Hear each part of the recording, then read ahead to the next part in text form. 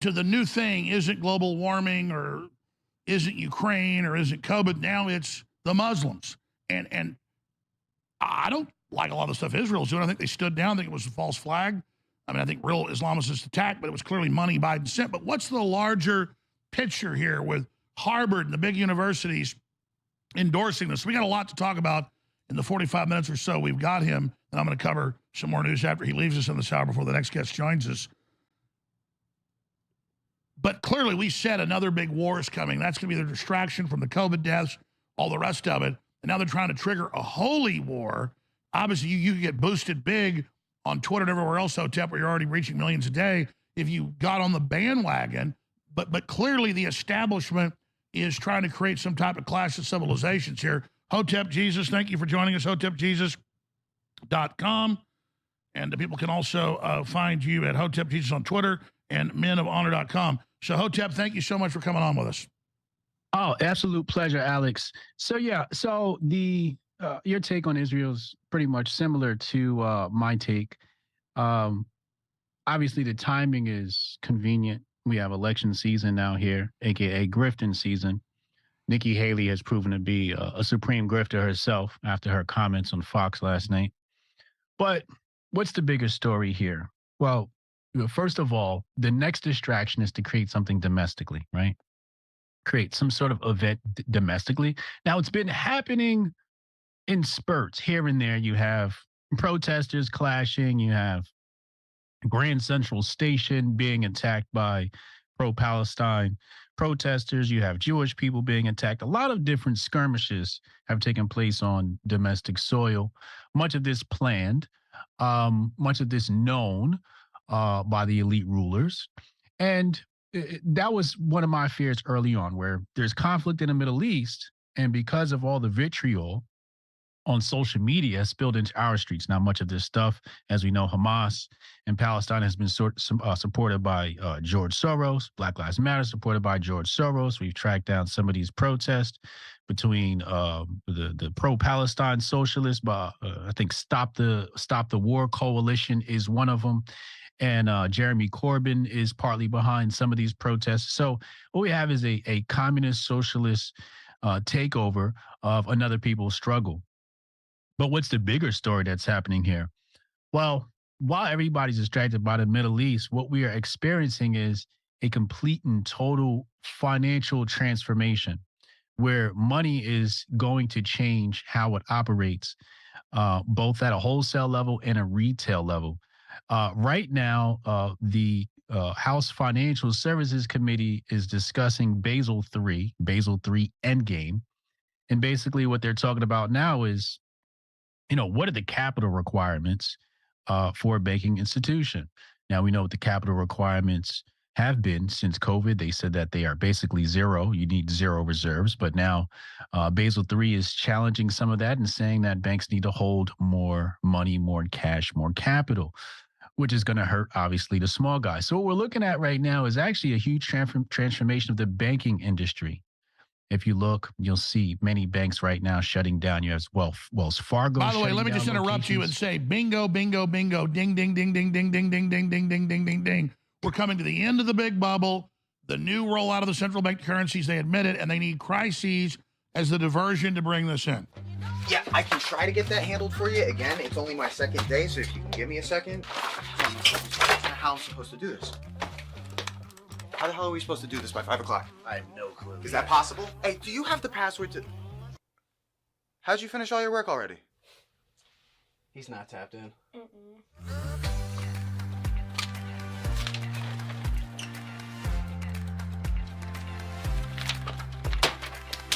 How'd you get that done so quick? They think they're gonna be able to budget that? It's money. That's money right there, you understand? You guys finished your work 6 hours early? He's not tapped in.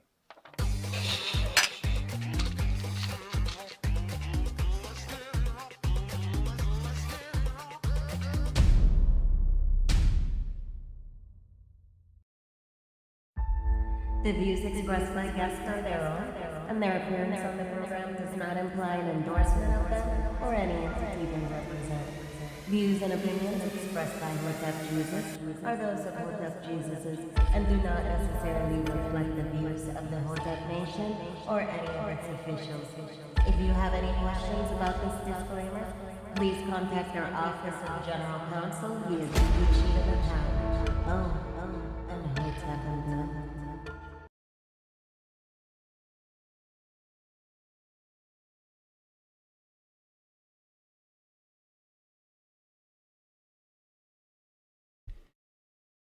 Either I'm too smart or I'm too dumb.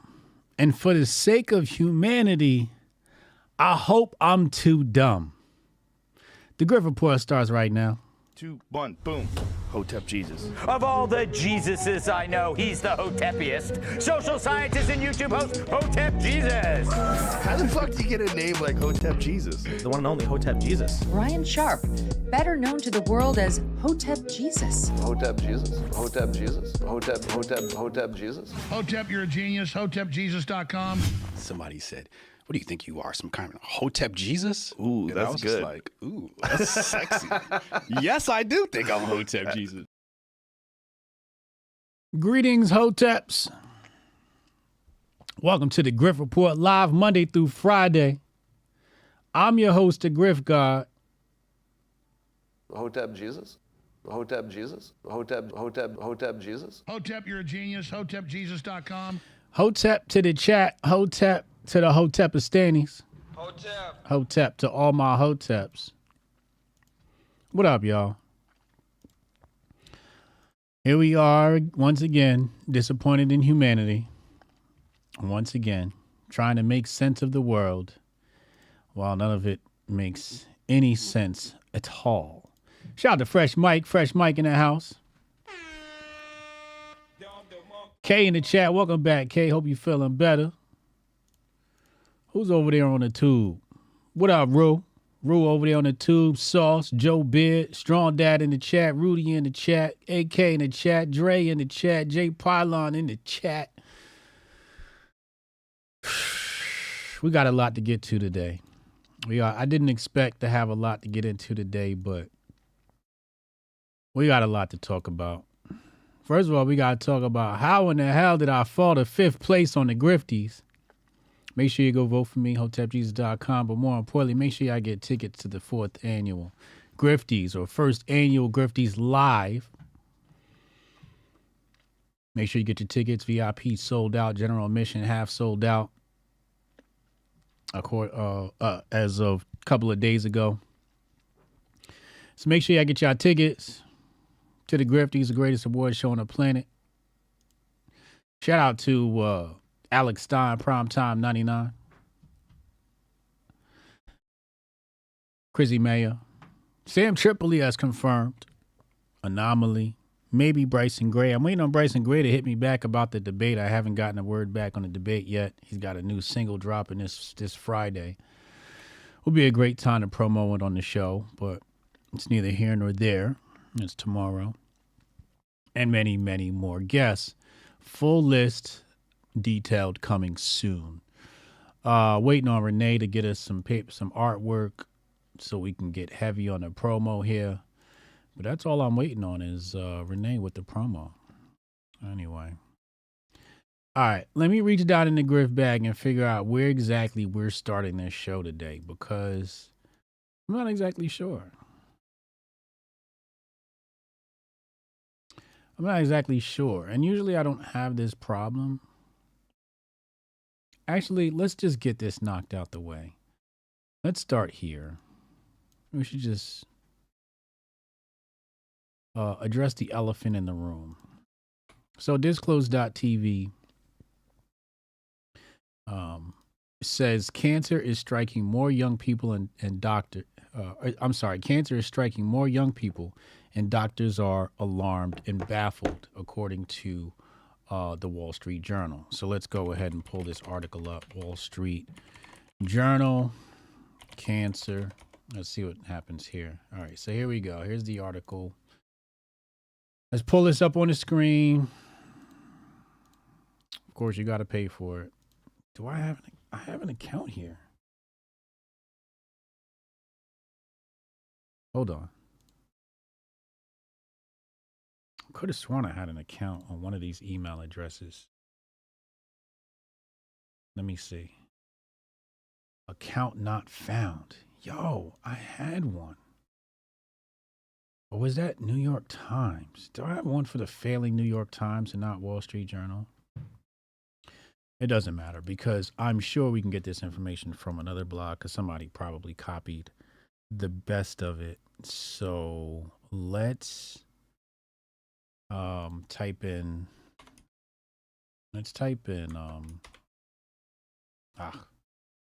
cancer young people, and I'll share my screen with you so you can join this journey with me to find this article.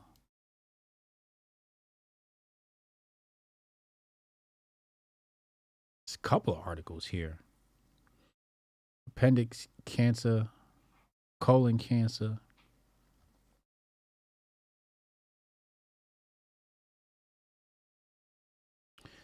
Here we go.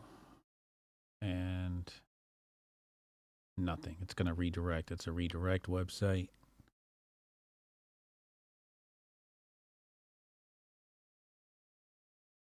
Washington Post, colon cancer is rising in young Americans. It's not clear why. So basically what I'm looking for, I just want to see a rate. I need to see a rate. A rate of increase. Okay, a report released earlier this year by American Cancer Society found that people younger than 55 went from accounting for 11% of all colorectal cancer in 1995 to 20% in 2019. About 3,750 people younger than 50 will die of colorectal cancer in 2023, according to the report. Now, earlier, I tried to find a chart. If anybody can find me, I need somebody to play Jamie today. I need you to find me a chart of cancer in youth year by year, the rates of cancer amongst youth year by year. If you guys can give me a link or chart to that, that would be helpful. Now, the reason why I want to talk about this medical mystery story here is because a friend of mine, on Instagram posted his son going through chemotherapy. As of this week, I think he was up to his second batch of chemotherapy or second round of chemotherapy, however that stuff works. And first of all, as a friend of mine, so I don't want to see his family harmed in any way or love to see them in good health. But this takes me back to when Trump was in office and he would argue with me about my support for Trump, et cetera, et cetera. And some of those arguments led to arguments about COVID-19, wearing masks and vaccines. And he is in the medical industry, so he's gotten his degree in medicine, et cetera, et cetera.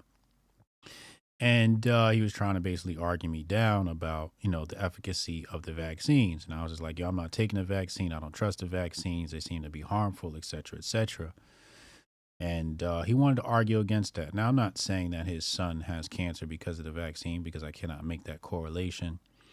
But it is interesting that there could be a correlation there between the two. But the moral of the story is, the more educated you are, really what it is the more indoctrinated you are, the more you believe the stuff that you're reading from the medical industry. And the medical industry is quite different from Eastern medicine. Western medicine is different from Eastern medicine, where Eastern medicine doesn't run from symptoms, and Western medicine attacks symptoms. It doesn't attack disease, it attacks symptoms.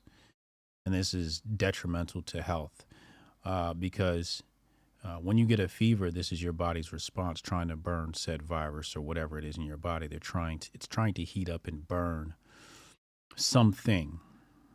And Western medicine would come in and say, well, let's lower the fever. And basically what it's saying is, let's lower your immune response. And then you wonder why people get immune compromised when you keep trying to trick the immune system into doing something that it's not designed to do. Whereas Eastern medicine doesn't run from symptoms, it feeds the symptoms. so that it feeds the immune system so that the immune system can continue to do more of what it is designed to do. And I just wanted to put that information out there because I know some people may catch a cold or a cough, many of these ailments. And your first thing to do is run and go take medicine. As a child, up until my adult years, I was never one to take medicine. If I got sick, I was just like, nah, I'm just going to beat it. I'm just going to fight it. I'm not taking no cough medicine. I just never took medicine. And as a result, I have a really strong immune system because I always relied on my immune system to fight disease. The only thing I remember taking medication for was when I got my wisdom teeth pulled, and I took that pain medication after my surgery. And let me tell you, I've never felt pain like that ever in my life. That shit hurt. Because once the meds wore off, I was like, yo, I need some fucking... So, again, Western medicine is great when you're, finished surgery, right? When you need to cut the body up. That's what they're great at, cutting the body up, infiltrating the body, removing stuff. They're great at that. But as far as preventative medicine, it doesn't seem that America is interested in preventative medicine. It's in the business of sustaining diseases. That's why people are on medication. They need a medication for that medication because that medication causes a side effect, and now new medication causes a side effect. Now you need another medication for that side effect, and it goes on. And then you have people that are on medication their entire life. If you're on medication, I just like to tell you, you need to hit up projectrook.com and change your fucking life. In fact, if you're on medication, don't call yourself a Hotep. I'm saying you right now, do not call yourself a Hotep if you're on diabetes medication. What else? High blood pressure medication. If you're on high blood pressure or diabetes medication, do not call yourself a Hotep. Just disband yourself from us momentarily until you change the fucking way you think. You will always be a victim of Big Pharma. I want you to go to projectrook.com if you are on medication of any kind right now. I'm not going to say anything else after that. I just need you to go there. I need you to book a fucking appointment. I need you to pay her fee. And I need you to get your fucking life together. Okay? You do not have to be crippled for the rest of your life feeding Big Pharma. Before I go on a tirade, let's go on to the next one. You said Rook been on fire lately? Yeah, she's been on fucking fire. I was listening to her shit this morning. I did deadlifts today, Strong Dad. Did deadlifts today. I was in the gym. I don't like taking pictures in the gym, though. Something about that. I need a photographer to show up and take my pictures for me because I just don't like doing it. What about cannabis medicine? Can I be Hotep and use that HJ? Absolutely. Absolutely. You can use cannabis and be Hotep. Just don't abuse it. Use it, but don't abuse it. Let's go back in the Grift bag. We got a lot to get into today. Let's just get this South Africa story knocked out the way because this is just some small brain content I really just don't want to have to deal with. And then we got some updates on the Jewish tunnels. So we'll take a look at that as well. And then we'll talk about the Bitcoin ETF and crypto Twitter's reaction. So first things first, let's pull this up on your screen.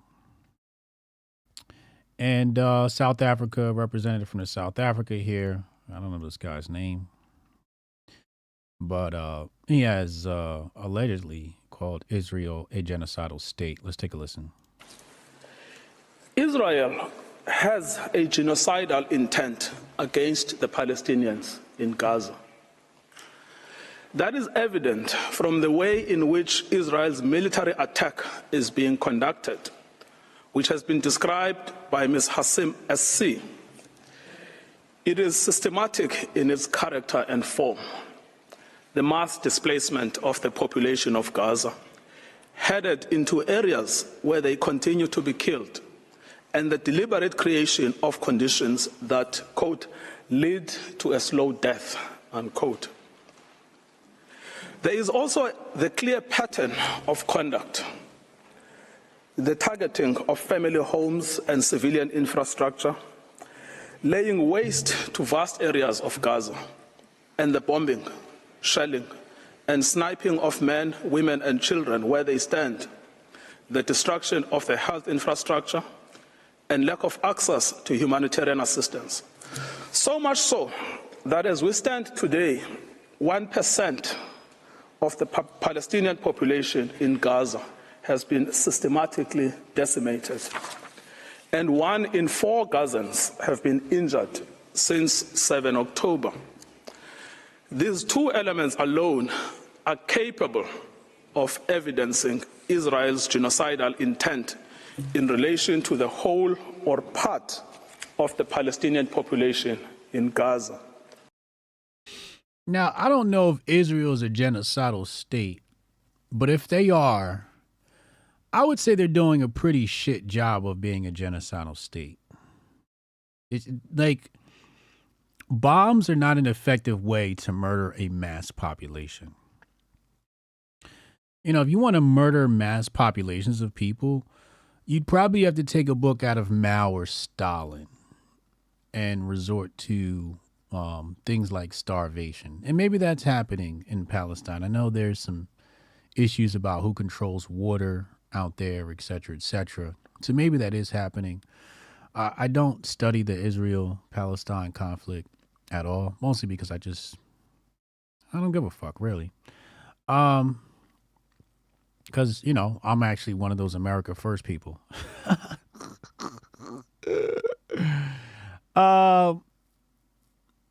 But I will say, from the little bit of studies I've had, is Israel is a colonial state. They're definitely colonizing that region.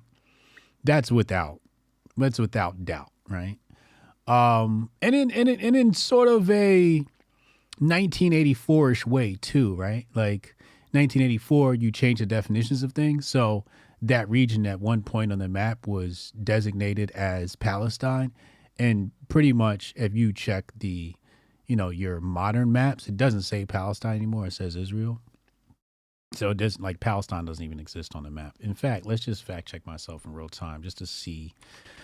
Let's go to Google Maps. Hold on a second. Let's go to Google Maps.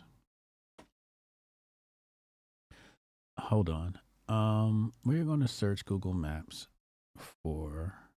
Actually, let me just zoom out, and then I'll just do a manual swipe over to that region. And, okay, here we go.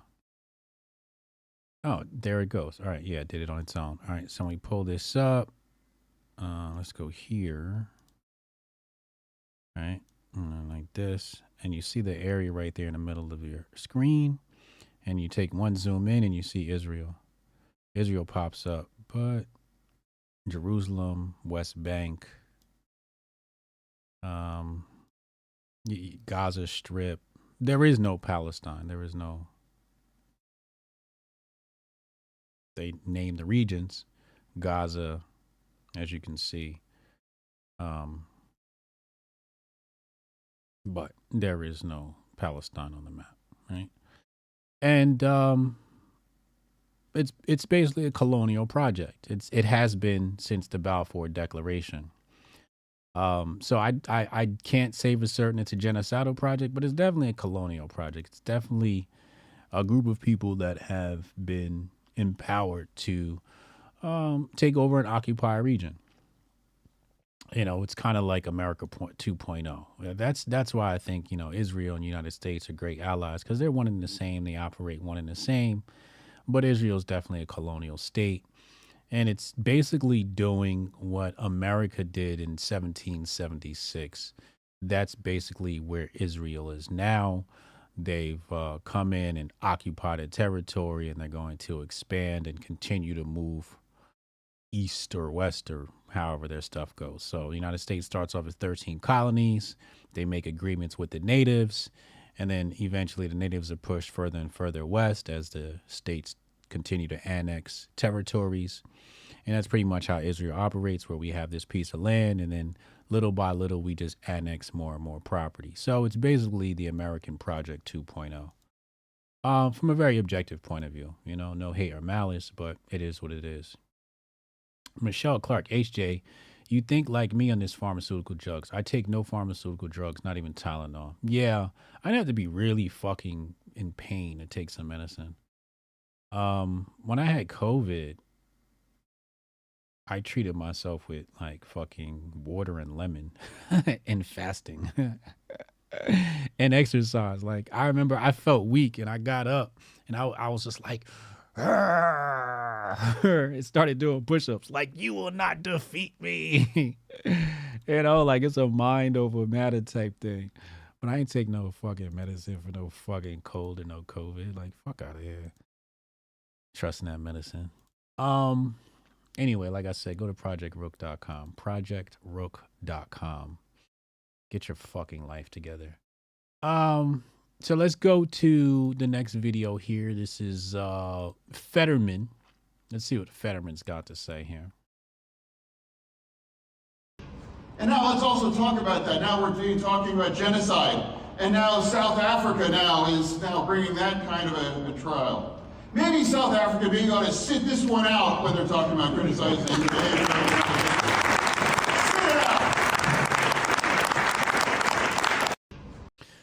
Obviously, the applaud comes because he's dealing with a pro-Israel audience. And I think if you're an American, you probably should be pro-Israel. Anyway, what's interesting to me is how the right is applauding this guy for a very basic bitch take. Loving Israel is a bipartisan issue. So no props should be given to anybody, you know, doing something like that. It's a bipartisan issue. Everybody pretty much agrees on that. But sidebar, how the fuck did Fetterman become a senator? You know how bad you got to be at politics to have Fetterman as a senator? Do you know how terrible of a nation you got to run to have Fetterman as a senator? And this has nothing to do with his hoodie or anything like that. I kind of like the hoodie look. You know what I'm saying? But I'm receiving a text message. Hold on. This is family comes first. Okay. But it's just absolutely astonishing that he got elected. Anyway. So what is the caption here? John Fetterman discusses how South African politicians. All right. So this is, how does End Wokeness caption this? Holy shit. Did John Fetterman just call out white genocide in South Africa? So obviously End Wokeness is going to celebrate anything white identity. I mean, what is this style of art called again? Chat, tell me what this style of art is called again. But this is some alt-right graper artwork thingamajiggy. It's created by, you know, white nationalists or Christian white nationalists or whatever they call themselves. So this is a white identitarian account. We've discussed this in the past, and anybody who carries anything about white identity is going to be applauded. But it's just weird that they're like, oh, Fetterman said white genocide in South Africa. And it's just like, okay. Anything to score some points, right? Even applauding the left, which I think is a strategic mistake, because this is how people get reelected, because they are superstars or stars or recognizable and have brand recognition. Now, you know, I for one, happen to agree. South Africa needs to sit this out, and not because of the genocide of the farmers, mostly because of, well, they're a colonial state. Hotep, you're a genius. HotepJesus.com. Not because they was killing white farmers, because they was killing black farmers, which is how this state came to be. So the country itself needs to stay out because they got a lot of issues they need to iron out. Still apartheid in some places, still a lot of racist acts happening in South Africa. There's still inequality, you know, whatever is the term that they're using. South Africa itself has to deal with I think the most malignant tumor growing in their country is Marxism, cultural Marxism. You're starting to see the black intelligentsia emulate the black intelligentsia in America and pick up causes like feminism and homophobia, transphobia. These are the things that are now being discussed over there. That to me is something that they need to get a handle of before you worry about Israel. So for me, South Africa needs to stay out of this conversation because they have a cultural Marxist infiltration currently happening on the continent that few people are privy to. But if you take a look at South Africa Twitter, who I've got a few followers in South Africa, so I have a little glimpse at it. If you stay up late at night, you can see Africa Twitter lights up.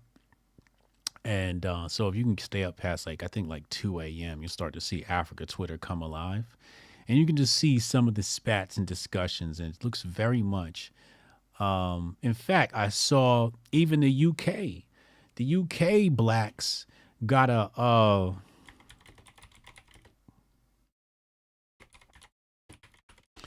UK blacks got a reality show now. Where they're acting like the ignorants over here. I don't know. Is it Baddies UK or something like that? Is that what this is called? Yeah, here we go. So this is UK. It's called Batters, I guess. UK Batters. So they're emulating the defunct culture coming out of Zeus Network. If anybody wants to know, anything about where our defunct black content is coming from now, I think we discovered this a few weeks ago on Hotep's Been Told You, or at least I did. And it's basically coming out of Zeus Network. So all of the television that is detrimental for the culture's mind now lives at this thing called Zeus Network. And the UK is now following Zeus Network. So this is where you get all of your pointless content, culturally Marxist content. Shit that just, it just, let's just be honest, it just kills your brain cells. Kills your brain cells, Sam's, kills your brain cells. So, that's what South Africa needs to be concerned with, being added to the Zeus Network. Okay, that's who owns Zeus Network. We looked that up actually. Hold on. I'm gonna tell you right now. Zeus Network is owned by excuse me. So this black guy right here, the Storm Power, black dude, this white girl, and King Batch are all the founders. As far as who's invested, I don't know who's invested. I don't know who's on their cap table, but 2 niggas and a white girl founded this company. All right. Amy Cerny, who was a Playmate model for Playboy. Okay. So you can't do the whole, hey, the Jews. Can't do it. Niggas created this bullshit. Okay. Now, maybe the Jews invested in it, but niggas founded this shit. Okay. This is 100% on the backs of black people. All right. So you can blame the funders, but at the end of the day, somebody founded the idea. Somebody put together the content. Okay. And did all the work. Anyway, let's go to our next topic. Let's get off some of this. Actually, I think we got some small brain shit left in here. Let's go to this tape right here. I'm just gonna play this really fast. This was epic. This right here was really epic. I want to play this. We kind of touched on this yesterday. Will it play?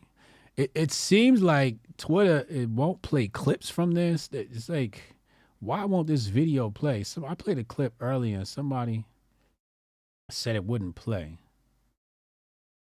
Why won't this video play? The epic Stephen A. Smith rant just won't play. Why won't it play? All right, let's go. Stephen A. Smith Ether. Maybe we'll play the Ether version because the Ether version was better anyway. Yeah, here we go. Let's play this version. I don't know why the original version won't play, but we'll play this version. Amazing how, like, anyway. Jason Whitlock. I said that name. It's not a name I've uttered. I normally don't do that, but it's necessary to do now. I've had enough of that fat bastard. That piece of shit. And I want to make sure that before I go to break, I want anyone out there who watches me, anyone out there who knows me, anyone out there, no matter what you think of me, I want you to remember, I never talk about him. I never talk about my colleagues. I don't do that. This is a first.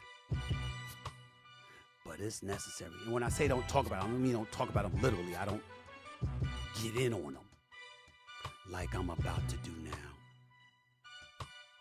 I literally called my pastor and asked for his forgiveness and understanding in advance because he's not going to recognize the person he's about to hear. I did the same when I emailed the bosses at ESPN. This is my podcast. I own and operate this. I do what I want on this podcast. But it doesn't mean that I still don't harbor a responsibility to at least give my daytime employers a heads up as to what I'm about to do. My sisters, my nieces and nephews, my boys in the industry, everybody that I could reach out to in time has been warned. It's time for me to address this. I'm only going to do it once. Because this bastard is worth less than a damn cockroach. He wanted my attention. He's got it. I don't know what was said on the stream last night because, again, I just don't give a fuck. But this rant right here has been paying dividends. It's just been coming with. There's so many like clips inside of this. It's just wonderful to see. You know, I love this heat coming from Stephen A. Smith. Hold on, see, like I cut this clip and it won't play. Somebody said won't play on my end. Just like, what's going on the platform? You upload a video and this shit just don't play. Like, where we at? This shit is weird, yo. Elon doing everything but making the app work like it's supposed to. Like, oh, we want to prefer video. Well, can you make the video play? I mean, that's the most basic function. You hit the play button, the shit's supposed to play.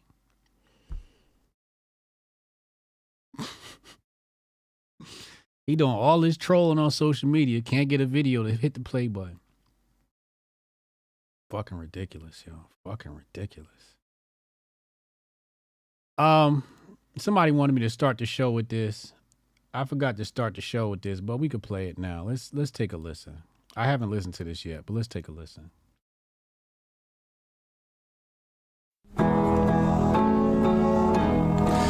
Isn't it swell? The memes make themselves. They found a rabbi hole, tunnels and all. There's Jews in the walls. Isn't it bliss? Oh, man. Oh, my God. Anyway, let's move on. Thank you for your submission.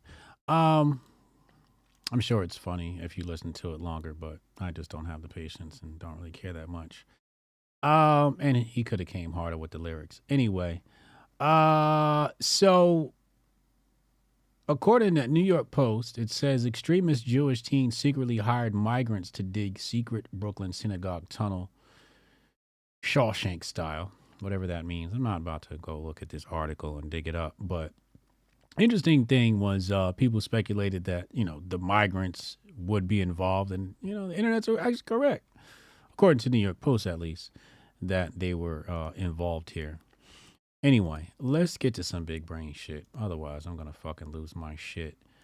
I want to find something. So I'm confused. Shout out to Syscoin, my sponsor.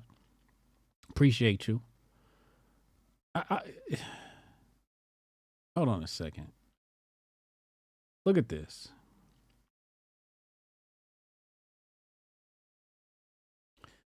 So, crypto Twitter wants to boycott Vanguard. I don't know about y'all, but I don't even got no money in Vanguard. So I can't boycott Vanguard. But the reason why they're boycotting Vanguard is because Vanguard said, let me not quote it wrong. But according to my memory, Vanguard said,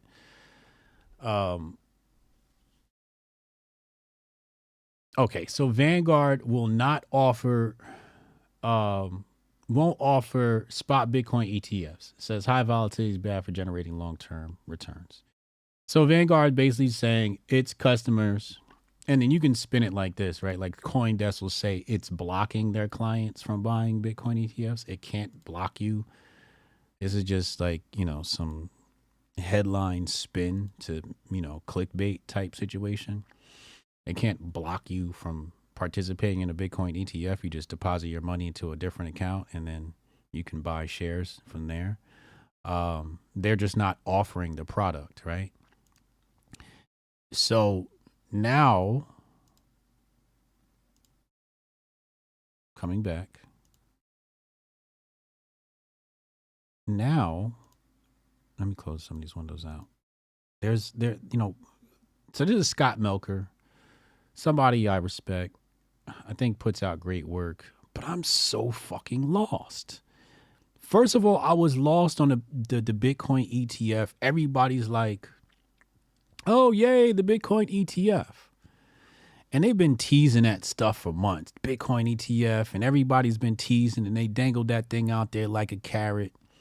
Then they took it away. They dangled it. Then they took it away. And they played this mind game with crypto Twitter, with investors that made you want it more. And I never paid attention to the Bitcoin. I never cared about the Bitcoin ETF. I never wanted it. I thought it would be a bad idea. We'll talk about that in a second here. But maybe somebody can fill me in on how this is a good idea to have a Bitcoin ETF.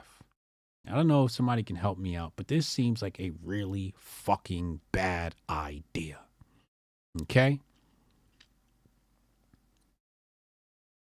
But everybody's saying, yay for the Bitcoin ETF. And I know why, because number go up, right? And right now, what are we looking at the price of Bitcoin? 46, right? Now, let's go look at the day, right? On the day, we had a high of 49,000 at around 2 p.m. Okay? It has since dropped to 46,000, 46.6. Okay? And I don't really know what to expect, but I'm speculating. And I'm going to show you some of my speculation in a moment. But this guy, Crypto Stonks, he says, I'm old enough to remember when Bitcoin was going to destroy the banks. Now it's ETF riots. Satoshi wept. And that's what I'm like, y'all, like, word, like,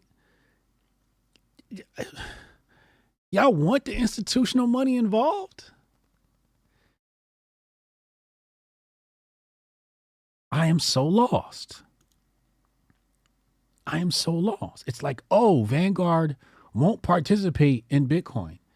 But they always say, like, not your keys, not your coins. If you're going to invest in Bitcoin, actually get Bitcoin. So when you're in the ETF, you're not actually in Bitcoin. You have exposure to somebody else's portfolio holdings of Bitcoin. And I don't even think they're holding Bitcoin. Somebody told me that they're holding it custodial at Coinbase.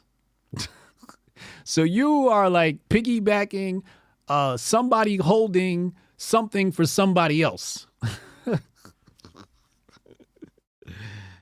Which may or may not be good for your investment portfolio. I don't know what your goals are or whatever. And, I can't predict the future. But Stacky posted his tweet earlier and I replied to it. And without going into a whole lot of detail, this is what I thought, right? So she said, what are the negative things that will happen with the introduction of the Bitcoin ETF? And I said, I'm fearing price stagnation.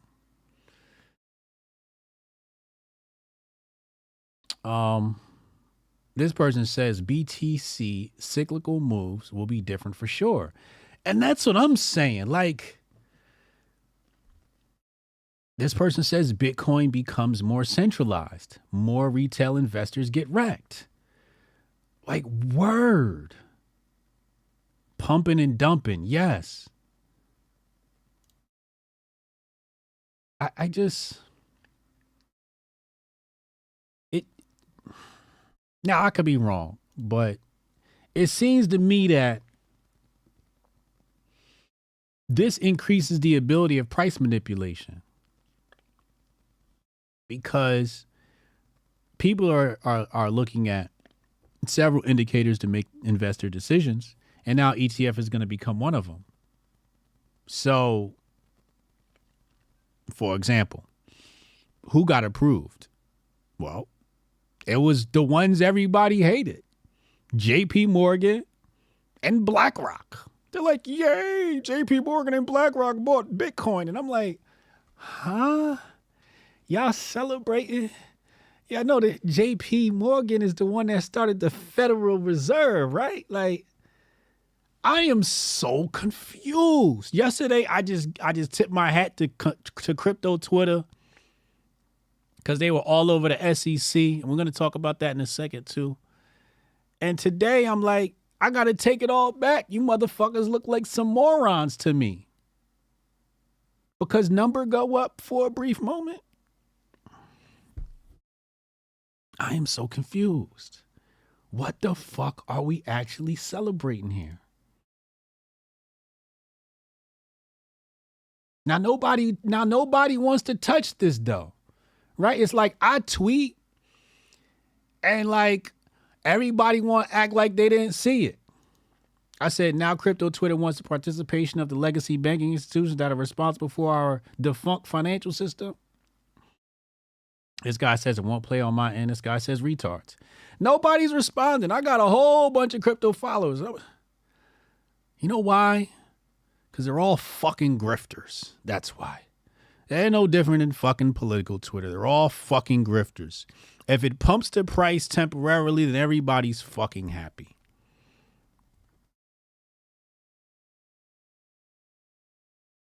It's really fucking weird to me. It's just like nobody has any morals anymore. It's just, let's just go along with the crowd. Go along with the herd. Let's all be sheep together.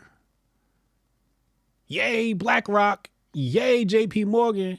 And then it's just Hotep Jesus in the corner, like scratching his head, like, y'all sound stupid. Shut up, Hotep Jesus.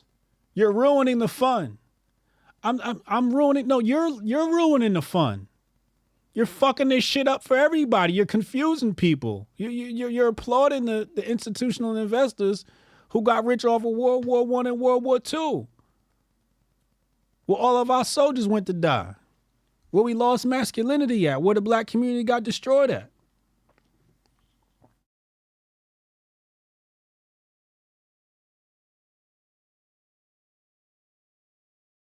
I don't know what to think, yo. Like, it's like I said in the beginning of the stream, either I'm super smart or I'm super dumb. And I hope I'm super dumb.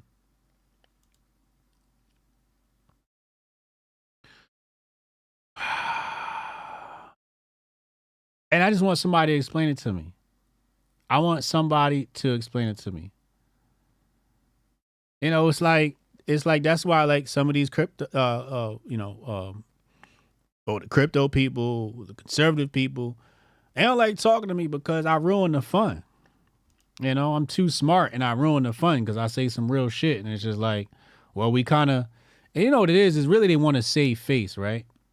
That's really what it comes down to, is because they tell their audience one thing and then I come around and I completely go the opposite way. So now they look stupid in front of their audience. So I wouldn't have me around either, because I'll just make you look stupid. But I just need somebody to tell me like what the fuck is going on. Then, you know, we had an individual in our Big Brain chat. If you haven't gotten our Big Brain chat, hit the link in the description box below. Join our Big Brain chat where we argue about shit like this. And they mentioned the SEC thing, and they said that people who talked about SEC getting hacked are idiots. And really the truth is the SEC practiced price manipulation, right? And although I agree with that, I just wouldn't say that. I wouldn't come out and say, yo, the SEC was practicing price manipulation. I'm just too smart for that. Either I'm too smart or I'm too dumb. That's what it comes back to again. Maybe I'm too smart or I'm too dumb. I don't know. But I would not accuse the SEC of price manipulation. I'll think it. I'll speculate it. But when the SEC comes down the pike and they say there was a breach of their Twitter account, I don't need to speculate. I got them. Nailed them. Right there. They done. They cooked. They cooked. We got them right where we want them. We don't need to say, yo, you practice price manipulation. We don't need to say that. We have you on gross negligence. We don't need to get you on maliciousness. We have you on negligence. We have enough for the people to coalesce around and drive the SEC into Congress. Limit their power. We have enough right there. We have enough to start that conversation. There's plenty of fucking dirt on the SEC. We can stuff behind it. But when you have the SEC admit that they fucked up, I don't need to go tinfoil kufi. You see, usually you go tinfoil kufi when you have nothing to go off of. But when you go super galaxy brain tinfoil kufi, what you do is you set yourself up for embarrassment. And this is the strategy we got to play here as Hoteps, right? Always, everything's got to be strategic. It's not always jump to the tinfoil kufi take. Sometimes you take right there what's in front of you and use that and run with that. Like, oh, look, these motherfuckers is dumb. That's enough. I don't need intent of maliciousness. I got you on being stupid. I got you on negligence. And that to me is enough to prove you can't be in charge. Because they're both gross. Whether you meant to do it or you accidentally did it, either way, both of those actions are gross. It's your job to secure your Twitter account. It's your job to protect investors, and you failed to do that. And if I fail at my job, if I had one, I'd be fired. Or in this case, nobody would watch my show. If Hotep Jesus takes started falling off, nobody will watch the show. It just so happens I'm good at my fucking job and I keep on fucking being right. And this is one of those cases where you cannot go tinfoil kufi take, because what happens is instead of you discrediting the SEC is going to discredit you. They're going to say, look at this QAnon and conspiracy theorists. Now you want to say the SEC committed a malicious act the other day and purposefully dropped that news? Show me proof and I'll get behind you. Show me proof and I'll get behind you. If you cannot furnish the proof, what do you got? You can't walk into court with, I think, I'm pretty sure, they did something wrong. You can't go off of that. You can't even issue a warrant off of a hunch. You got to have evidence. And I got the evidence, all evidence I need. I got evidence of stupidity, negligence, can't do your job right, can't fail to protect investors. Let's get a fine. We the American people need a kickback.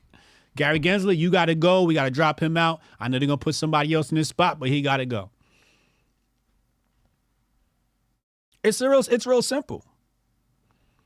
but not everything needs a galaxy brain take. And that's where we fuck up sometimes.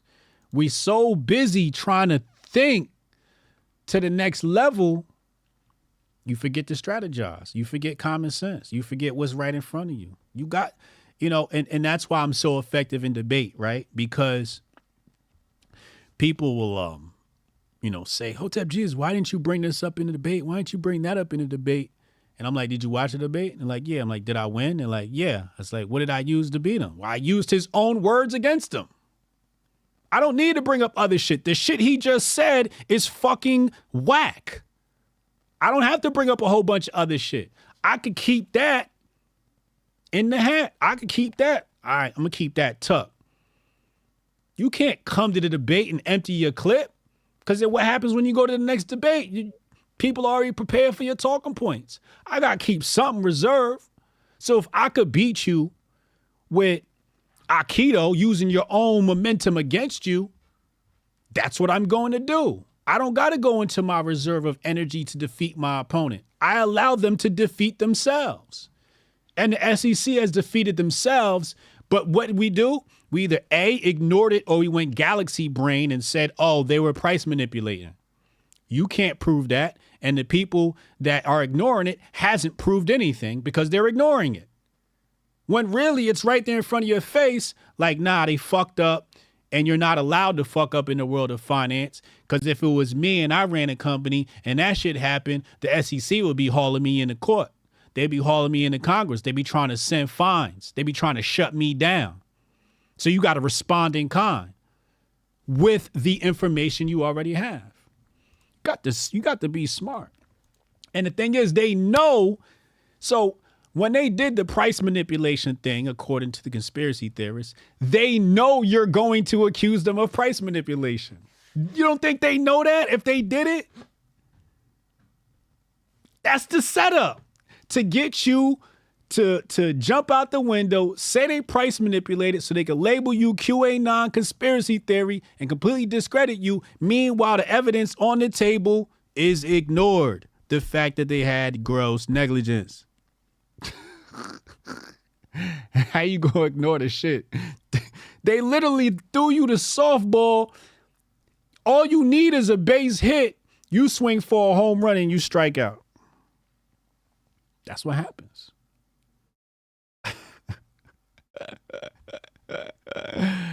This is why the other day I stayed on their gross negligence. I didn't go galaxy brain. It's not necessary. I got you. You admitted you made a fuck up.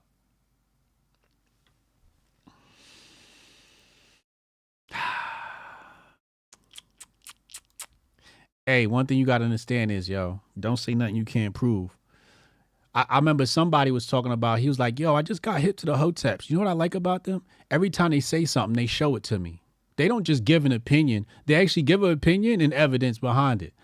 If I ever come up here with pure speculation, I'm going to tell you, it's pure speculation. I don't know what the fuck I'm talking about, but here's what I think. But majority of the time, I'm coming with some evidence. I'm coming with some ammunition. And this is how we got to move. And most content creators don't move like that. They just say how they feel and keep it moving, and people accept that. I have a higher bar for myself. I expect better for myself. I believe that if I say something, I need to back it up. I think like an attorney. If I say something, I need to have the evidence behind it. And if I don't have the evidence behind it, then I'm not going to say it. Because it's a waste at that point. It means nothing. It means absolutely nothing. Got a real quick CBDC update. Then we're going to go to the phone lines. Text Hotep in your name to 202-596-5631. Text Hotep in your name to 202-596-5631. Oh, no, I got another topic after this. We got to talk about Trump and Vivek really fast. New Indiana bill prohibits state agencies from accepting and requiring payments made in CBDC, also bans advocating or supporting CBDCs. This will be added to my locals. If you guys aren't on my locals, make sure you get access to my CBDC database Under state legislator, we're going to now have to add Indiana here. So if you want access, go subscribe to my locals, hotepjesus.locals.com. And Jonah's also posting a lot of conspiracy stuff in there as well. And I suggest you use that to, its fullest extent. If you got questions for me or whatever, I'll flush them out and answer them right then and there. So use it. Use me. Last topic. Then we go to the phone lines. Check this shit out, right? I peeped something last night. I had a bit of an epiphany. Mostly because of how the timeline was talking. The timeline was talking funny. There was like, Vivek. And then I got a flash of inspiration that just popped in my head. Really, no evidence to back this up. I was just like, I think it's going to be a Trump Vivek ticket. And I think we've said this in the past, though. This isn't like new for our audience. Goldstein has said it. Vivek is basically a surrogate for Trump. Also, I was thinking about this last week when Candace Owens and Laura Loomer had their little back and forth spat.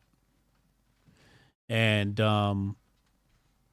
Candace's response to me had a very meta feel to it. Basically saying like, oh, Laura, you didn't get the call yet? Nobody clued you in? Because we never saw no follow-up between Candace Owens and Laura Loomer. So what I'm assuming is happening is Laura got to Iowa or did not get to Iowa, or she finally got the call and said, yo, Candace is supporting Vivek because Vivek is a Trump surrogate. And after this, Vivek is going to run with Trump. So no, Candace didn't turn her back on Trump. She's supporting Trump's VP. And now Laura looks stupid. She's like, oh. But obviously nobody clued Laura in. Nobody told Laura what to expect. But this is what I believe we're expecting. And then my eyes caught this. This is what my eyes caught right here. For example, if you go look at Trump Pence, right?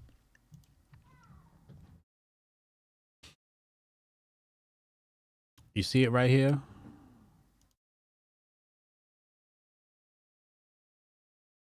See this Trump Pence sign? Usually you get the primary candidate and the VP underneath. Well, that's exactly what we're seeing here. Instead of truth, it would say Trump.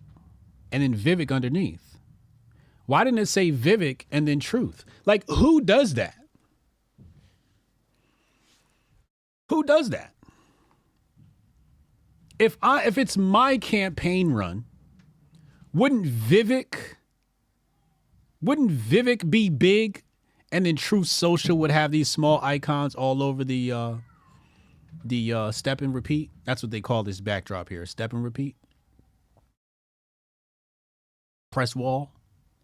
Why is Vivek small underneath Truth? Like it would be if it said Trump Vivek.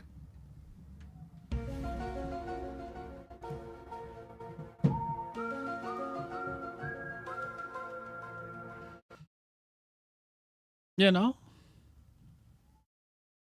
Why? Because they're trying to subconsciously brainwash you into understanding what's about to unfold here. It's about to be a Trump Vivek ticket. Nikki Haley has proven she's not up to the task to be VP. I don't know why people keep bringing that up. People are like, oh, Trump's going to pick a woman. I don't think so. Some people said Byron Donald. I don't think so. Definitely ain't going to be DeSantis. It's going to be a Trump Vivek ticket. I would bet on that. Subliminal pre-programming. Yeah. You know. Checking up on the chat here. I would rather let, how is Hotep Jesus ruining the fun? I would rather let Hotep Jesus do most of the planning and coming up with ideas. I'm a pretty good idea guy, but I'm a great planner. Like planning and strategy is really my thing. But usually I can take ideas and form them into plans and strategy. Sometimes I'm a good idea guy. A lot of times I have really good ideas, but I wouldn't say I'm the idea guy. I'm the strategy guy. I'm more of strategy. I like strategizing. That's my thing.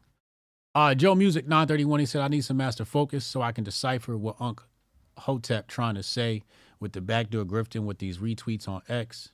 Let's go check out Unc's timeline. Unc been on fire lately. You know, when I type in uncle on the internet, on Twitter, he should be the first option that pops up, but he's not. Why is that? So, again, Unc responds to my tweet. I said, everyone is America first until white identity is a subject, i.e. South Africa. Consistency is not a strength of the reactionary movement. And then he responds, woke right. Yeah. Yeah.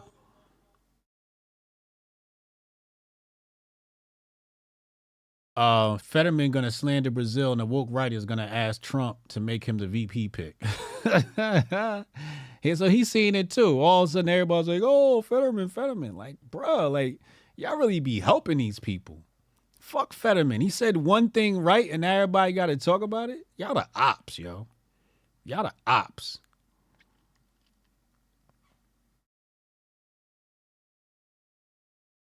Damn. Iran stole their shit back like OJ. Oh, man. Project Rook says people gave their kids 21 and under all those fucking shots. Now everybody acting like they have no idea where all these rare and aggressive cancers are coming from and those so young and healthy. Yeah. Yeah. Yeah. Let's go to the phone lines. See what the people got to say. Let's talk to the people. Let's interface with the people. Text Hotep in your name to 202-596-5631. Text Hotep in your name to 202-596-5631. And I'll be right back after this short, brief commercial break. Yeah, I can try to get that handled for you. Again, it's only my second day, so if you can give me a second. How I'm supposed to do this? How the hell are we supposed to do this by 5 o'clock? I have no clue. Is that possible? Hey, do you have the password to... How'd you finish all your work already? He's not tapped in.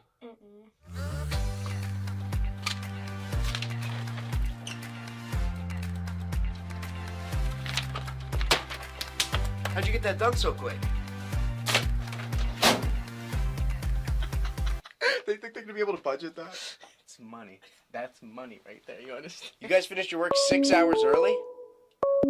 He's not tapped in.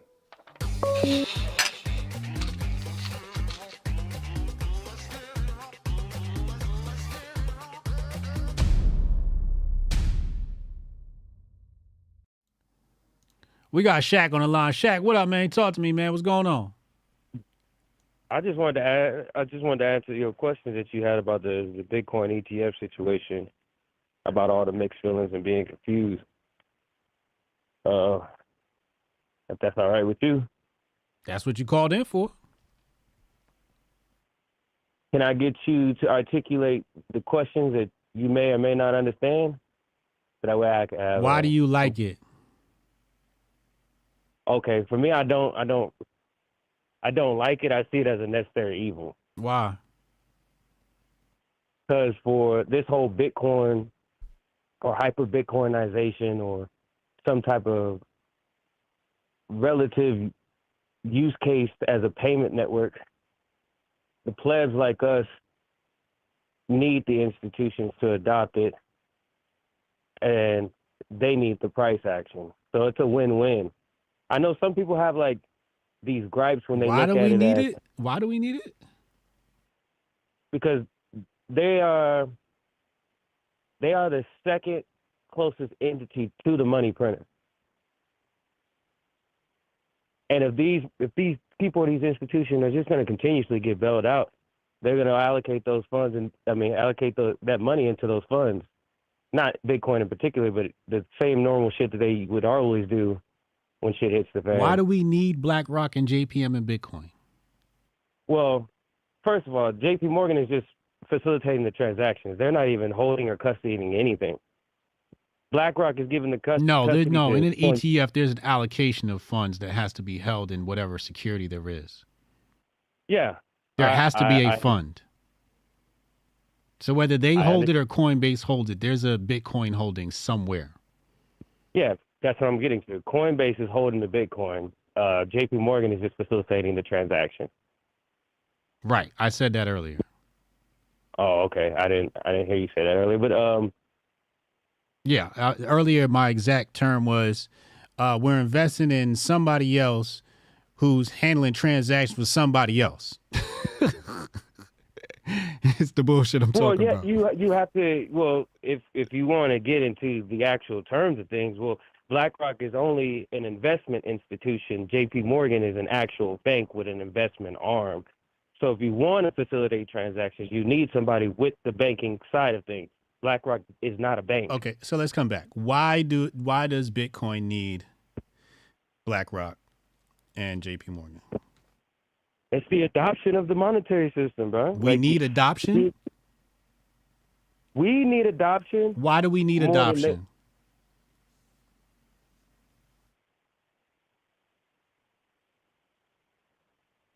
Let me take that back. We definitely hold on. Let me take that back. I'm gonna hit you with the who, what, when, where every time. No. You're good. So we need adoption if you want to see the growth. Right now we're sitting at what? Numbers are wild. So let's say 1 to 3% adoption. Wait, stop. We need the adoption if you're gonna see growth. Yes. And the things that you said earlier about Stop. I'm thinking.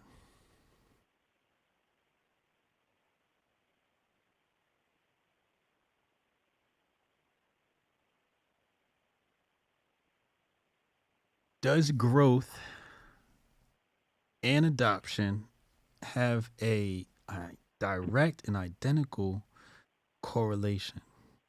I feel like that's flawed.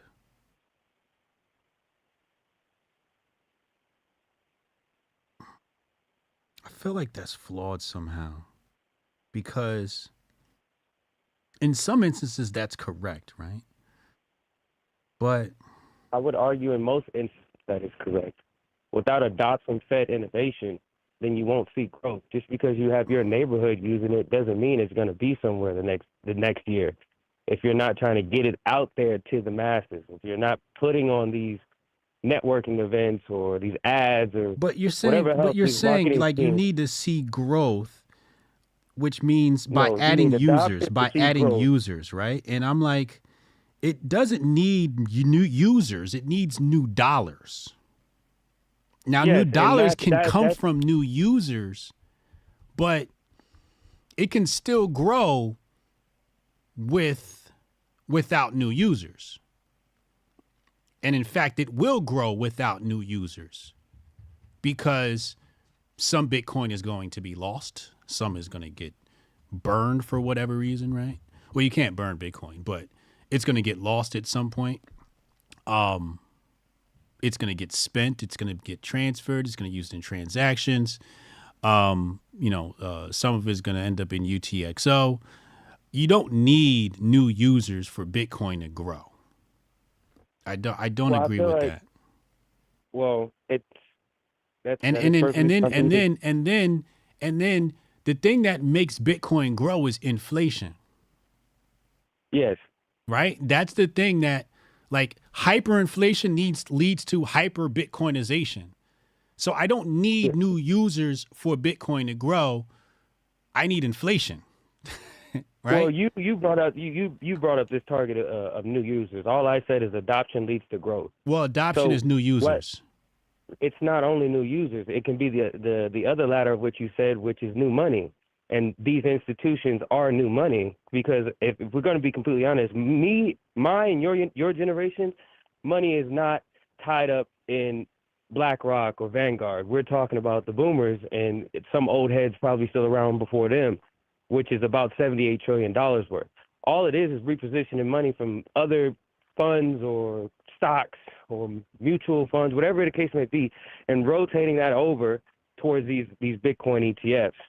And another part of adoption is when you look at what Bank of America put out in 2020, which was the Bitcoin multiplier effect. They were saying for every $1 goes in, it's $118 added to the market cap. And for some strange reason, this is not what I'm saying. This is just what seems to happen in human society. is that they only get attracted to things that they can't fucking afford. Yeah. And that's when the masses, if you want me to be completely honest, that's when everybody's going to pick it up. When they see, oh, damn, that Bitcoin thing's at 500,000. Oh, it's 1.1 million a coin now. I thought it was just a fad. I thought it was just a scam. And then they do a little bit more research. And now that, you know, these institutions are into it, they're not going to be seeing, the first thing that pop up on Google search is not going to be fucking Coinbase or Kraken or Lightning Wallet. It's going to be fucking iShares, iBit, BlackRock ETF. And as they try to dig a little deeper, they're like, oh, I can go get it myself. That's my main. It sounds like crypto optimism. It's not crypto optimism. I mean, we seen it happen the other day. I want to hear somebody give me the counter argument, because everybody's all in on, hey, institutional money come in, and I'm just like, institutional money. Institutional money means more market manipulation. That means BlackRock and JP Morgan are going to control the price of Bitcoin. Okay, that is a fair argument, but you have to look at it. You're laughing, but look at what happened when the ETF got announced early, or when they got announced the fake announcement. It was only $500 million that possibly came in at that point in time, and the market cap moved by 54 billion. At that point, that was a 1 to 96 ratio. Yeah. Price go up. So number go up. That's what everybody's talking about. Number go up, right? And that was like 2 days ago, right? So this is the problem with people. People think short term and people don't think long term. So they go, oh, number went up this week. And I'm like, what's going to happen 5 years from now? Nothing. Okay. Number, look, some people are so defeated by the concept of, because what they do with gold and all these other markets, they hold down prices by what they call rehypothecation and all this other shit, or derivative contracts. That's cool. But all those things are inflationary. They can go find more of it. You're trying to do that with something that's actually scarce. Like you said, they get lost. They get misplaced. They're having it. People forget passwords. Yeah. And right now, they're calling everybody and their mama at Coinbase to figure out how they're going to source all these fucking coins for these 11 ETFs. Take it out. Take out Grayscale. Just put 10 because they already have their own. So these 10 ETFs are fighting for 1.8 million on exchanges. That's just. And if we're going to be adults here, who the fuck thought Bitcoin adoption was going to exclude the institutions or grandma and granddad's pension? Who thought that was going to be excluded from adoption? You're not an adult if you thought that was going to be excluded from adoption. You thought just a bunch of people working 9 to 5, living on a medium income, were going to change the world all by themselves. The fuck? This ain't the 1920s no more. There's so much debt out there. There's so much debt out there in the fucking world. You waste your whole entire life trying to fight it that way. That's true. You're right. So yes, you need that Saudi sovereign wealth money coming in, that Qatar money coming in, the El Salvador Bitcoin bonds. You need it all. If you really wanted to make it happen, you need it all. And like I said, the prices is going to go up. The multiplier effect is going to take its place. Why would they damper the price if they can raise the amount of money they can make off fees because they're getting astronomical returns every fucking year? People are looking at their portfolio go up 100% in a year. They don't give a fuck if they have to pay 7% for the fucking fee. And they win-win because they hold the fucking thing and they're charging you to hold it. Yep. That's only if you're a pleb and that's the way you want to take it. Other than that, go buy your Bitcoin, remember your 12 words. And that's the end of the session. Yeah. So like I said, I'm not happy for it, but I see it as a necessary evil. It was going to happen whether you liked it or not. And I believe that Satoshi saw it the same way. There was no major adoption without governments or world institutions getting involved. Just wasn't happening. Yeah, I hear you. Yeah, I hear you. We gonna see. Time will tell. I have a feeling we'll be back here a year from now and people are gonna say, all right, maybe this was a bad idea that institutional money came in. Well, I would hope that you would be wrong, and I would hope that I would be right. I hope I'm wrong too, because I need my wallet to go up. I need number to go up too. And this short term, I'm never one to jump on short term shit. I like looking at things long term, 10 years from now. And anytime I see institutional money, come in, there's a lot of things that could affect price action. Now it's like, oh, JPM moved money, or BlackRock moved money, or this amount of shorts came in on Bitcoin. So now Bitcoin is down because of the price action on an ETF. Oh, now the price action's going the other way. Let's go up. And now it's just like, oh, so it's just like the stock market now where all the black boxes run everything. Well, that's the other thing though. It's not that way though. And I don't unless like over the next, like you said, if we're talking about long term, over the next 10 years, all these ETFs have consolidated, and there's only like going to be 4. My assumption would be the BlackRock, the Grayscale, ARK-V, and probably the Valkyrie one because they partnered with Gemini. But other than that, you talking about consolidating and them using all the Bitcoins that they possibly collected, and it's just too many outside holders for them to even have any. Michelle, you got to call in, baby. You got to call in. Mm-hmm. My fault if I'm taking too much time. No. You good. Keep going. I like this. Oh, you're the crypto guy. Like, I love talking to you.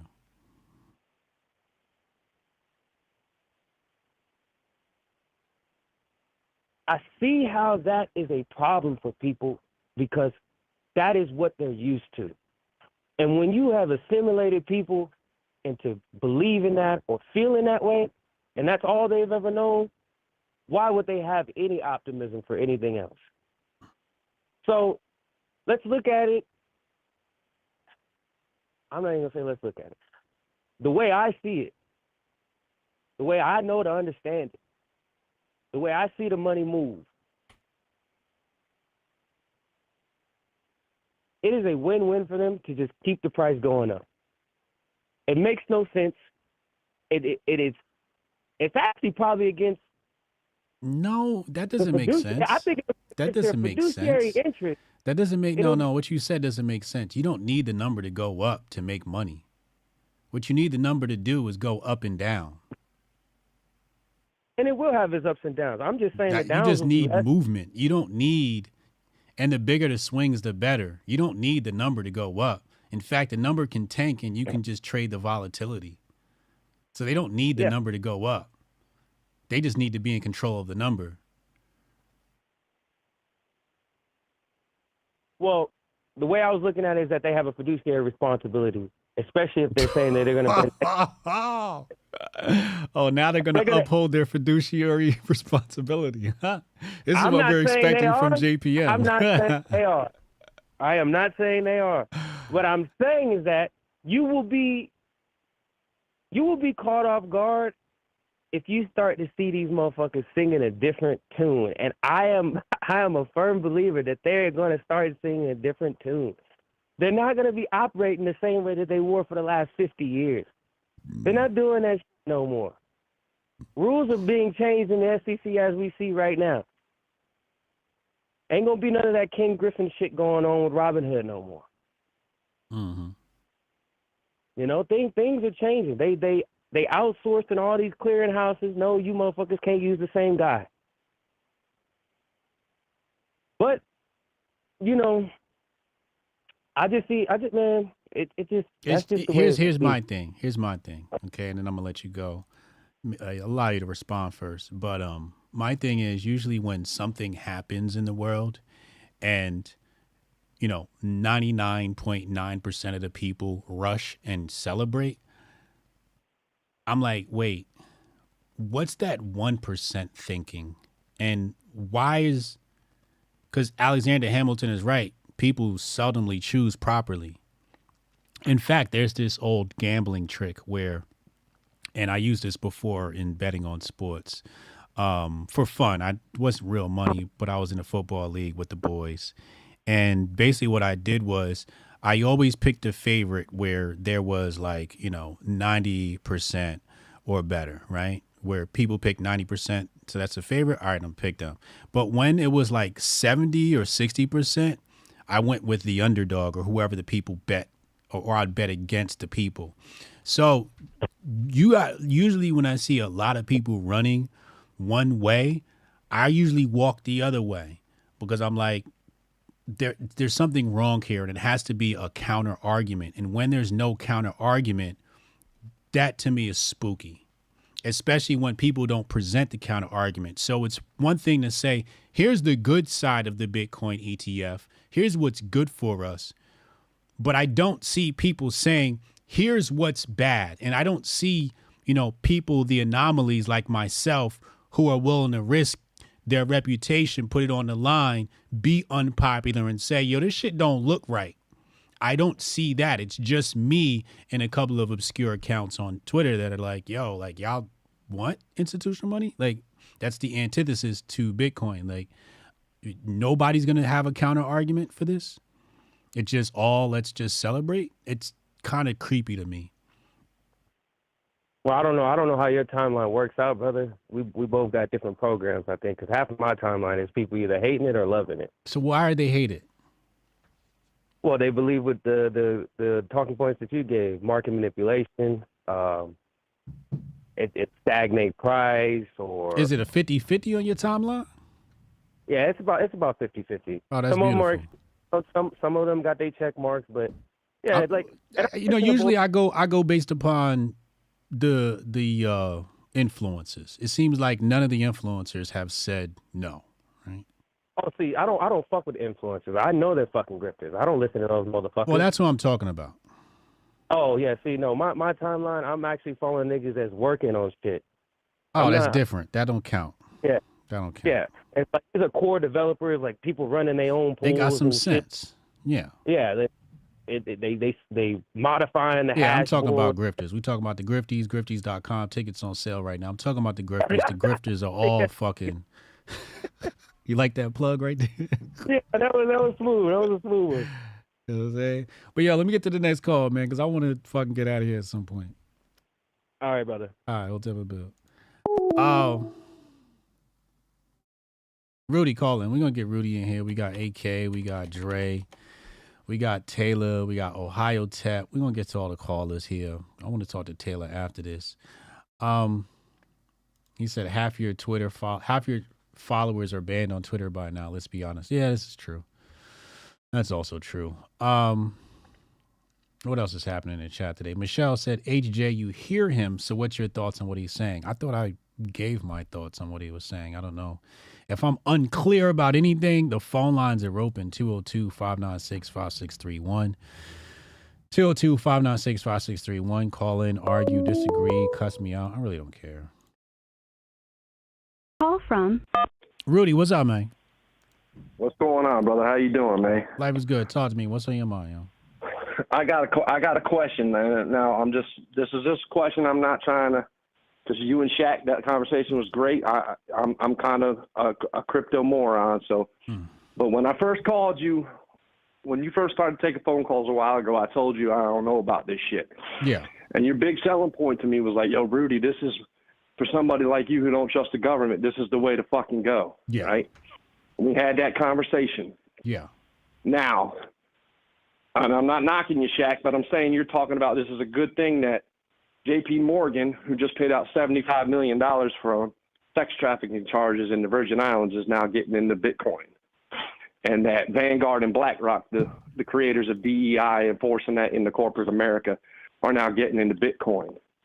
Now, I thought the whole premise of Bitcoin was to start something new. And he said, well, it was never going to get adopted without governments. Well, it seems like it did a pretty goddamn good job of getting adopted to the point where now government's coming in trying to co-opt it. I mean, that's just a layman, because I'm not listening. What he was saying, he's like, dude, he's numbers man. He was breaking down some intelligent shit that I can't even comprehend. And sometimes you do that too. I listen to y'all for that reason because I don't really understand. But I'm standing here at my 30,000 foot view, like everybody we were trying to keep away from this shit and start our own fucking thing is now coming in trying to correct what we got. Yeah. Now, am I right or wrong about that?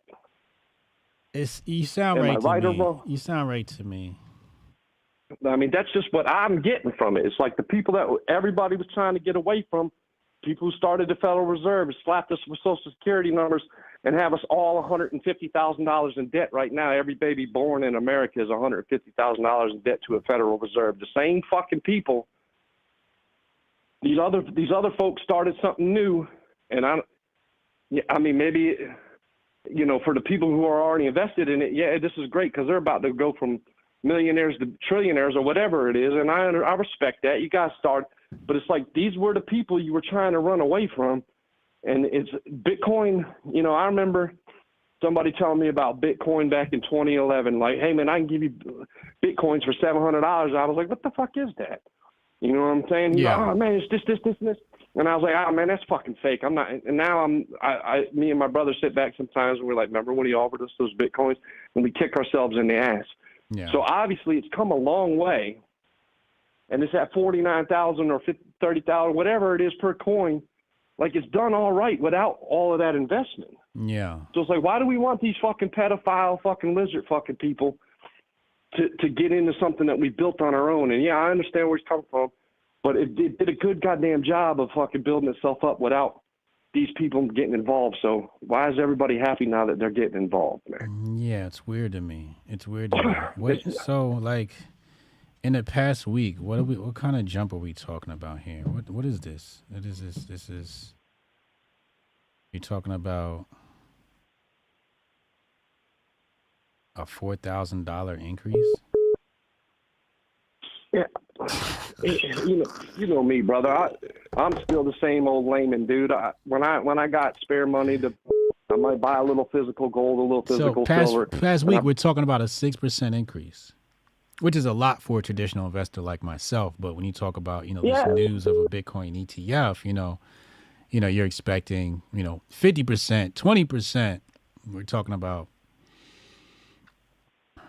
6%. Yeah, like and like Shaq was laying out good points. Like I understand where he's coming from, but when he said the statement of this shit's never going to go anywhere without the traditional investment, that's what the whole plan was to get away from that shit, right? Yeah, and it's like you want this adoption to come quickly, and where I'm from, you don't want fast adoption. Fast adoption is usually fraudulent adoption. You want slow adoption. This is just coming from the startup world. Usually there's something wrong. Usually when you have a lot of quick adoption, it usually leads to drop-offs and churn, especially in the tech industry. And I've seen that a million times. So, with this, it's just like, with Bitcoin, I'm like, we were on an upward trajectory without the institutional money. Why didn't we just build slow, little by little? Everybody's in a rush to create adoption, and it's just like, is purchasing into BTC adoption? Is that really adoption? That's not adoption into Bitcoin culture at all. Adoption into Bitcoin culture is not your keys, not your cheese. And I'm like, and they're like, well, it'll lead them there. And I'm like, yeah, I get that, but why not just tell them to go buy Bitcoin? I feel like it's more co-option than adoption, brother, in my opinion. More co-option than adoption. Yeah. Yeah, man. But I'm a pleb, man. I'm one of them dumb ones that Shaq was talking. I have no fucking clue, dude. My currency is the stockpile ammunition, dude. Because that shit will always be worth some money if anything bad happens. But I don't know, bro. I standing on the 30,000 foot view, listening to both sides, like Shaq had great points about. And anybody who's invested in it is gonna be on the come up, and I respect that. But it's like the whole point of that shit, from when we first talked about it years ago, and I was like, oh, that shit's all fake, man. Buy gold and silver, and you're like, motherfucker, listen to me, man. I'm trying to tell you something. Yeah. And then you were like, listen, if the whole shit falls apart, the whole shit falls apart. It's not going to matter anyway. And you hit me with some good points, and Yeah. You know what I'm saying? So I'm just looking at it from the 30,000 foot views. Like the whole promise of that was to get away from the fucking pedophiles and the lizard people, man. Yeah, yeah. But let me get to the next caller, man. All right, man. Hotep and build, man. Hotep and build. I appreciate you, man. Let's talk to Taylor. Rudy's right though. Rudy's right. Like, what are we doing here? And I got another spoiler on Bitcoin. I don't even I keep this shit in my sleeve. Should I expose it now? I might as well just expose it now. Fuck it. I be trying not to ruin people's party, but it's kind of like what I do. Sometimes I hold back though. Let me see if I can find it. Hold on. Call from Taylor. Taylor, what up, yo? Happy Thursday, Hotep Thursday. Happy Hotep Thursday, man. Appreciate you. What's on your mind, yo? I got three things on my mind. I'll make them real quick. First off, Grifty's coming fast. Big names are signing up. Even more big names coming. Get your tickets right now, people. There are not going to be that many tickets. This is going to be a sold-out event. If you haven't got your tickets already, get your tickets today. Big facts. Big facts. All right. Number two is congratulations to Hotep with it, and congratulations to myself, with two new babies to Hotepistan, Hotep Nation. We're building by breeding. So, congratulations especially to Hotep with it. I know he just had a baby last week. Oh, yeah. Congratulations to y'all, man. You guys are continuing to be revolutionaries in the baby making industry. Exactly. But with that all being said, I just had a baby recently, so I haven't been quite into all the actual news. I haven't been following as much as I usually do. But I had a general question for you in particular, Hotep Jesus, which is that what is the America First agenda as it pertains to foreign intervention? So with that, I'm going to add this little caveat and say the America First agenda to me is I want Americans to have houses in America. I want Americans to have safety, security, and to be able to build wealth in America. That is, in my head, the America First agenda, which means we have no business sending money to Pakistan for gender studies, and we have no business engaging in war in South Africa or Ukraine or even Israel. Israel, I can make a better case for it that if I want cheap stuff, I can have, cheaper stuff from Israel. But the question that I have is like the things like the pirates that are blocking the shipping lanes. Do we have not an obligation, but do we have an interest in fighting those pirates that are blocking the shipping lanes so that Americans can get better products or cheaper products, in the future? Do we have a foreign intervention strategy? Yeah, fucking blow them off the map. Okay, so my thing is America First where it makes sense. You fucking with my money, we got to blow you off the map. You know what I'm saying? But when you see people talking about, white farmers in South Africa, I'm like, what the fuck does that got to do with us? Yeah, I agree. Okay, there's plenty of oppression in a whole bunch of different countries, and it's none of our business. Until they specifically say, hey, we're going to write the check for you to come help us, like, none of our business. Yeah. Okay, cool. That was kind of my thoughts too, because it's like I just want Americans to be happy. There's too many problems for me to think about that stuff. So, anyways, that's my piece, and keep on keeping on. Hotep and Bill. Hotep and Bill, appreciate you. Okay. When was Satoshi's paper published?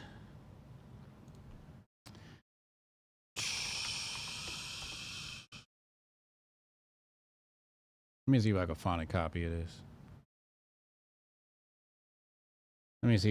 a copy of this. Because nobody believes shit till you show it to them.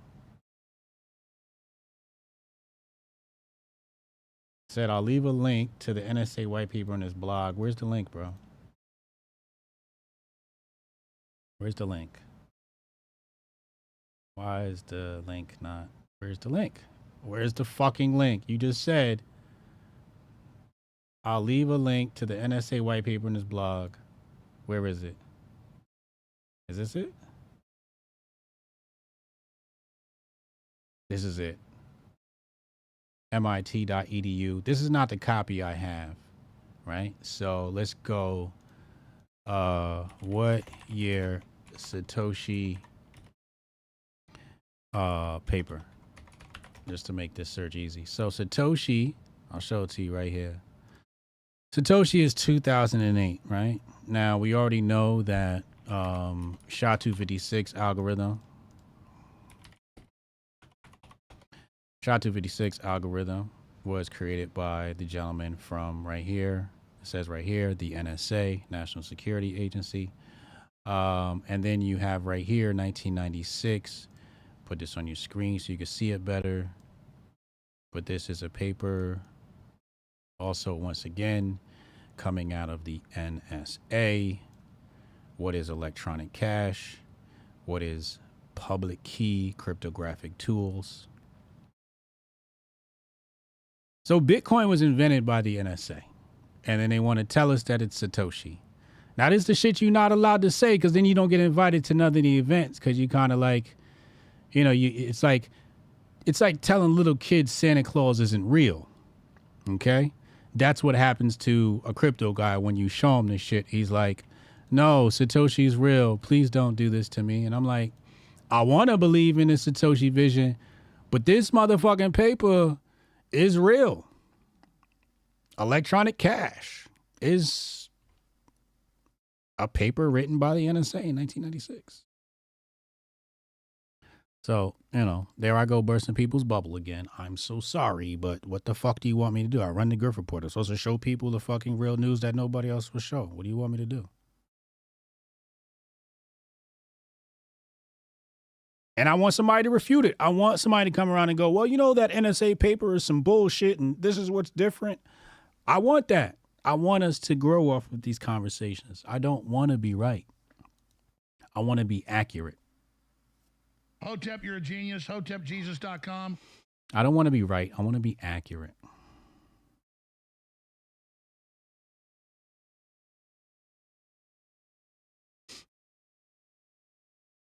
I done triggered somebody. Leonardo da Vinci says, well, yes, the Pentagon made the internet 70 years ago. So there's nothing there. There's nothing there. So we shouldn't be looking at the internet suspicious. Because I'm looking at the internet like, I don't think this shit's supposed to exist. This shit is kind of trash. That's what I'm saying. Like some of y'all arguments, man, after a while, it's kind of like you be telling on yourself, yo. You kind of like leave yourself wide open. Like, and a lot of it would help if you just stayed consistent. If you were consistent down the board, then it wouldn't be so easy to refute some of this stuff. The NSA creates the most fair money the world has ever seen, +1 to America, I guess. Well, the first thing wrong with your statement is Bitcoin isn't money. That's the first statement that you fucked up at. Bitcoin isn't money. If Bitcoin is money, it's commodity money. But Bitcoin's not money. It's more of a commodity or a speculative asset. So that's number one.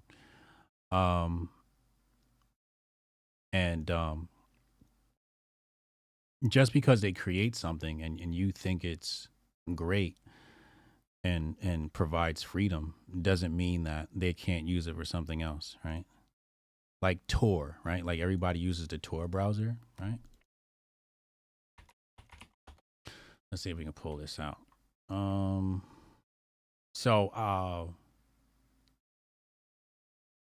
I believe the technology behind Tor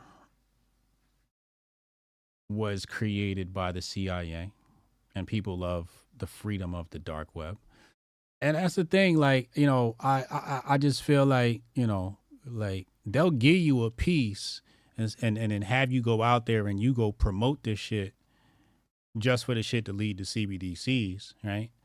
Or the fact that, see, I will believe that Bitcoin was for freedom 100% if it was a private blockchain. But the fact that it's a public blockchain is kind of like, we kind of snitching on ourselves in some way. You got to be really savvy to know how to do anonymous transactions. It does provide a tremendous amount of freedom to transact, which is what I like about it. I think it does provide a tremendous amount of freedom, but at the same time, it's not like they're not using it for whatever their purposes are either, right? Facilitating transactions across the globe, et cetera, et cetera. Using Bitcoin as a testing ground to see how people use this thing so that, and how they innovate, right? So it's just like you take this concept and you put it out there, and then people think that it's organic and free. And then now you just sit back and watch how people innovate off of it. And then you steal their innovations and use that for the CBDC. Right. So, yeah, they're going to give you something, but they're going to take something back in the end anyway. Calling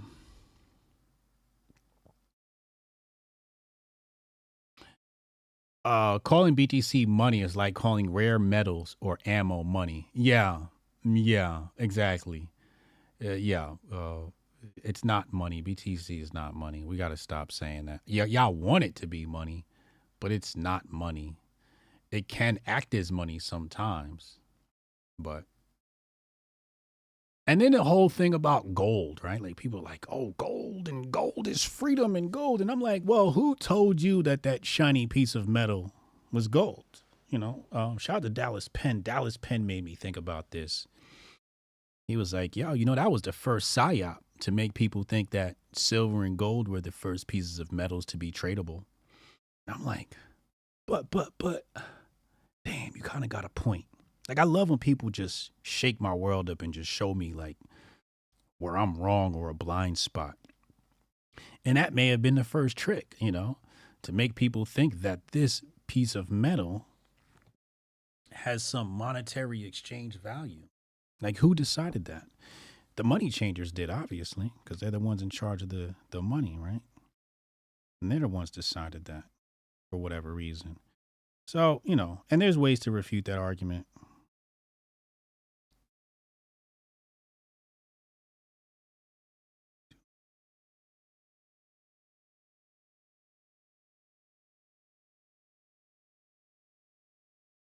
Oh my God, these people are fucking idiots.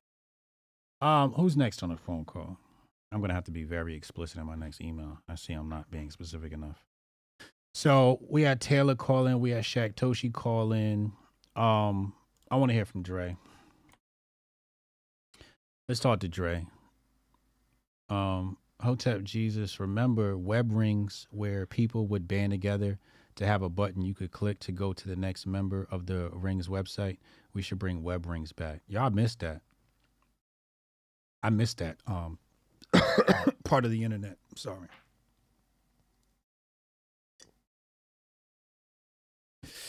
So I can't relate to you there. It sounds like a really cool concept, though. Just sending a Loki with the 10 gifted Hotep Jesus memberships.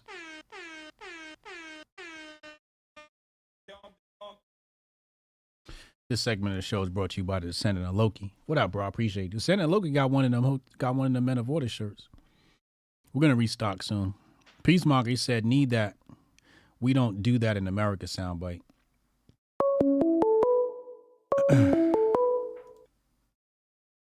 Call from Andre Brown. Dre, what up, yo?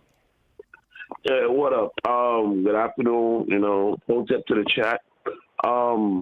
I'm not gonna say I understand anything about Bitcoin, but to see J.P. Morgan getting in, how to put it in a way that most people might understand. I just see them buying their way in, so they probably they could hold on to a certain amount where they could dictate the way Bitcoin run. Like they could create artificial runs, artificial bubbles, and stuff like that. That's the only reason why I would see why they would want to, adopt something like that. And then nailed it. And then also they got to recoup that money that they lost to the Virgin Islands. So, I think they're gonna figure some way. I mean, me personally, if Bitcoin was supposed to be freedom of the masses, we don't need the bigger heads. You know what I mean? The ones that who really got their foot on our necks and up our asses at the same time, adopting it. This is supposed to be, a model for freedom. You're not gonna take an overseer on the Underground Railroad to show you how the Underground Railroad run and where it goes and stuff like that. And that's what I feel that they try to do. They're like overseers of the regular money system. And Bitcoin and those type of things, NFTs and stuff like that, they're the Underground Railroad, and they just try to get in there so they can, throw a monkey wrench in the whole system. That's just me. Yeah. You know what I mean? I'm a glass half empty type person sometimes when it comes to certain things. Yeah. But the first thing that you talk about was South Africa, man, kettle shouldn't call pot block. You know what I mean? And they don't have a foot to stand on when it comes to talk about. You know what I mean? Because South Africa history ain't nothing good. But like I said though, I'm not worrying about that because that, you know what I mean. Even though I might have an accent, I am from the U.S. Virgin Islands. Let me specify that. You know what I mean? So I am American citizen, so I got to worry about stuff over here. You know what I mean? So South Africans, you know what I mean? Apartheid finished. You know what I mean? I know Marxism running rampant over there. They're going to have to deal with. That's the problem that they're going to have to deal with over there. Yeah. But with the Bitcoin business, like I said, I'll try to understand because I already don't know with this programmable money coming in and stuff like that. My thing is, I know too many hustlers and too many people who don't, who live off the books. And this is going to make their life more difficult. And only reason why I'm looking at it is to find a loop. There got to be some type of loophole or something like that we can work, that, the streets can work with it. Because the streets got to eat regardless. So, but which is funny because I'm not a street nigga or nothing like that, but I'm street adjacent. Yeah. So, and I understand and I sympathize with them and what they're doing. So, but like I said, with these bigger banks and stuff like that, I really and truly, I think it is. I'm gonna put it in a way back when I used to know people who used to sell drugs and stuff like that. People were coming up after supply and how more or less determine how the supply is shared out. You know what I mean? When JP Morgan gets their hands in this, they might want to be the ones to pick the winners and the losers, like how white supremacy like to do. So, and I think, me personally, I think anybody who wanted, and then also too, with them being a bigger name, they're gonna draw more people in, and that's another problem right there in of itself, because they will have, they'll have their own people where they can farm, and use them to manipulate the Bitcoin market and stuff like that. So, like I said, I don't know. Like I said, when it comes to the Bitcoin thing, I'm not even elementary educated. You know what I mean? I'm preschool educated. I'm just trying to understand a little bit about this. So, but like I said, it doesn't seem smart for anybody who wants to get into Bitcoin to go through them. You know what I mean? That'll be for the lazier ones who just see a big name, and some people run to brands, especially people that look like me and you, like to run to brands, and they're gonna run. Oh yeah, JP Morgan Chase. Okay, then I'm gonna go get my Bitcoin through this instead of going and get your Bitcoin through, your other methods by having your own personal wallet. Yeah. Number one. Number two, I know the limit I understand about Bitcoin. I know you got people that hold your wallet. That's like people holding your money for you. Right. From time I was like 10 years old, my money is my money. Let my money stay in my pocket. Let me deal with it. Right. You don't need to hold my money for me because when I need it, you might have taken my money and did something else. So they're like, oh, I ain't got your money right now. You know what I mean? Or I ain't got your Bitcoin right now. And, that ain't going to work. That's definitely not going to work. Right. So I personally, I'm watching them with a side eye and a plastic smile. So yeah, same. I like that. Side eye and a plastic smile. Same, sir. Yeah. Yeah. Exactly. So that's the most I can do.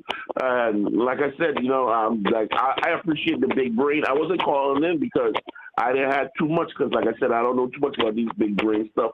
I'm not a smart nor a wise person. I'm just a barefoot guy from the islands living here in America. That's and I'm just trying to go along to get along.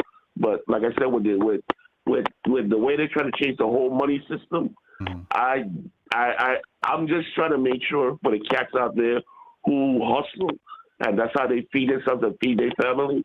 You know what I mean? To at least be able to like talk to them and tell them like, yo, this is the move and stuff like that. You might gotta go make to do that, because I don't want to, deal with my weed man where I have to give him 10 pounds of chicken for a dub sack. That ain't gonna work. I don't want to go back to bartering like that. I like cats. Yeah. You know what I mean? So I like the jingle. You know what I mean? I like the folding money. So, but like I said, I'm a watch.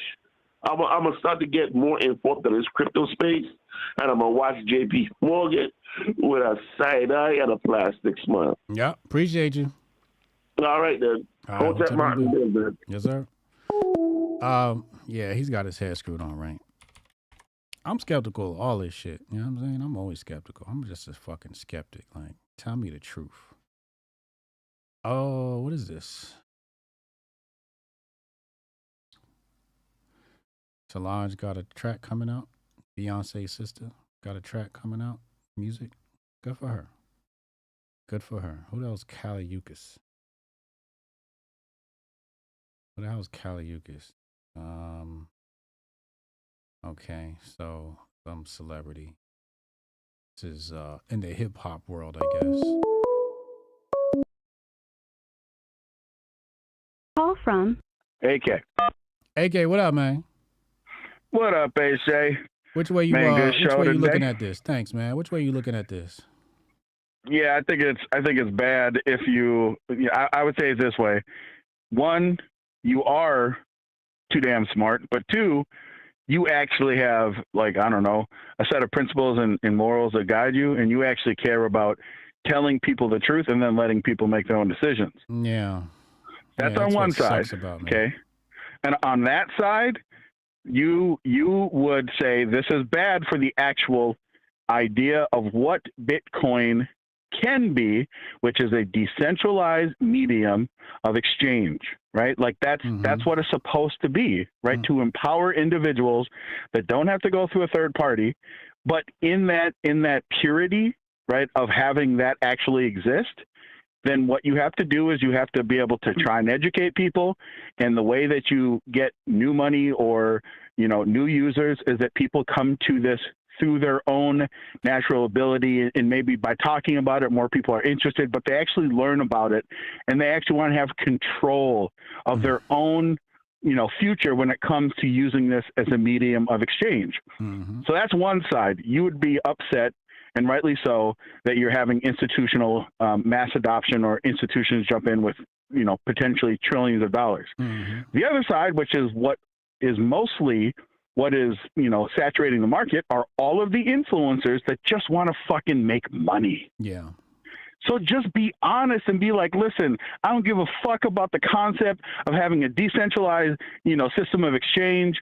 I don't give a fuck about any of that. I want to make money, and having institutional fucking, give this injection of money is going to actually increase not just the price of Bitcoin, because, that's going to be up and down, but the idea that the institutional investment dollars are now going to spur a bunch of other shit coins to start fucking populating all over the market, so people can start doing like they did during the last bull run, which is fucking make absurd amounts of cash on absolutely garbage fucking coins that have no utility. And that's the truth. That's what these fucking grifters want, and that's why they're happy.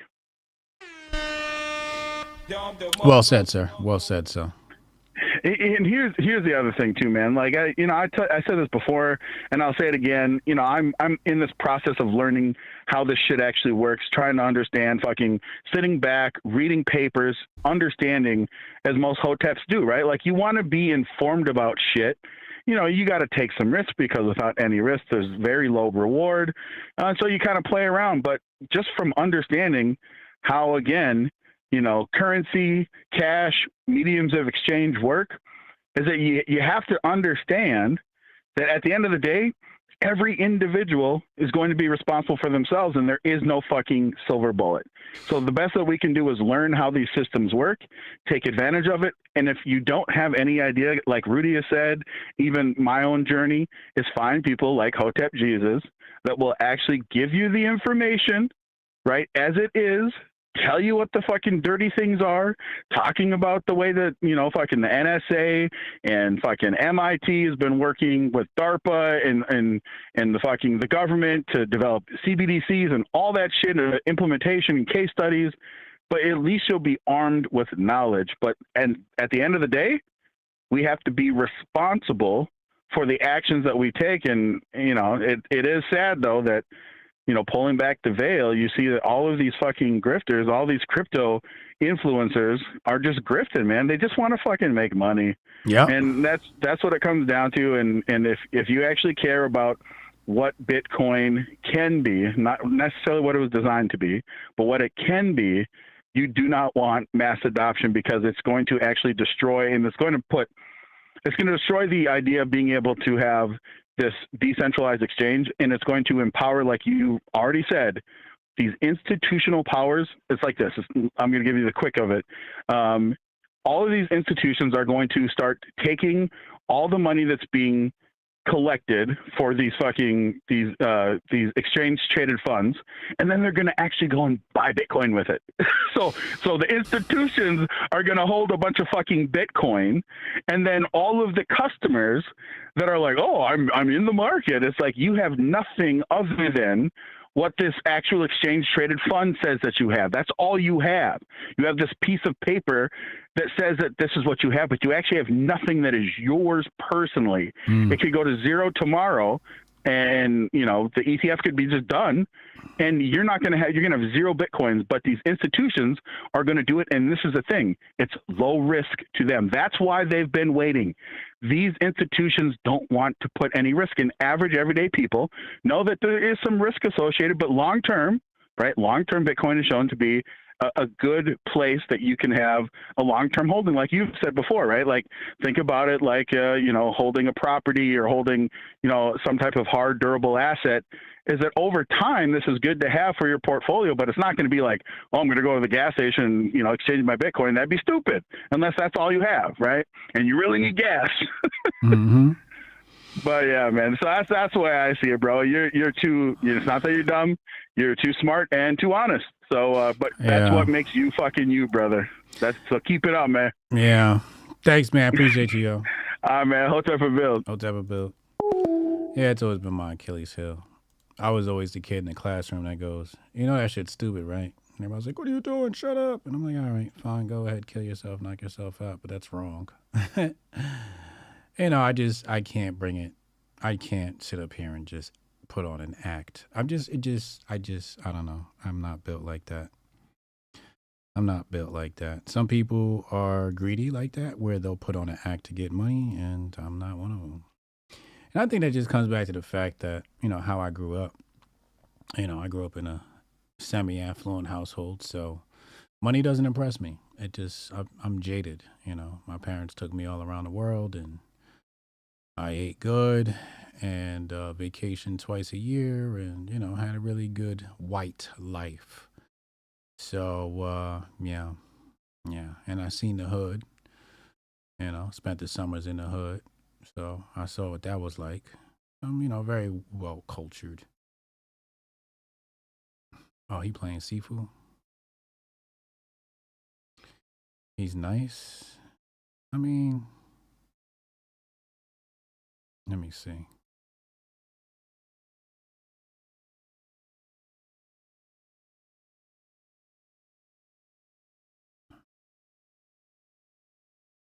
Sick ass combo going on right here.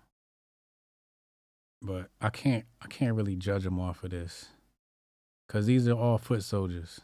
I need him to go to challenge mode. This is shout out to Mickey Fax, by the way. But I started playing Sifu again because it's a really challenging game and I need challenges in my life. But it's like fighting. It's like being a Ninja Turtle and fighting foot soldiers. Like the shit's not hard, you know. But they got a survival mode in this game that's pretty fucking hard. You and Unc did a great job of that for a minute. I remember telling myself at one point, are these the same niggas I followed years ago? What do you mean? What are you talking about? Pretty good job of what? Because back in 2016, you had me flabbergasted with that red Trump hat. No, that was real. That wasn't acting. That was real. Where's my Trump hat? I got one. I put my money up. I vote with dollars. I gave my money to Trump. Trump got $100 from me. I think these hats was like $50 a piece or something, like shit like that. I don't know what I paid, but I got my MAGA hat.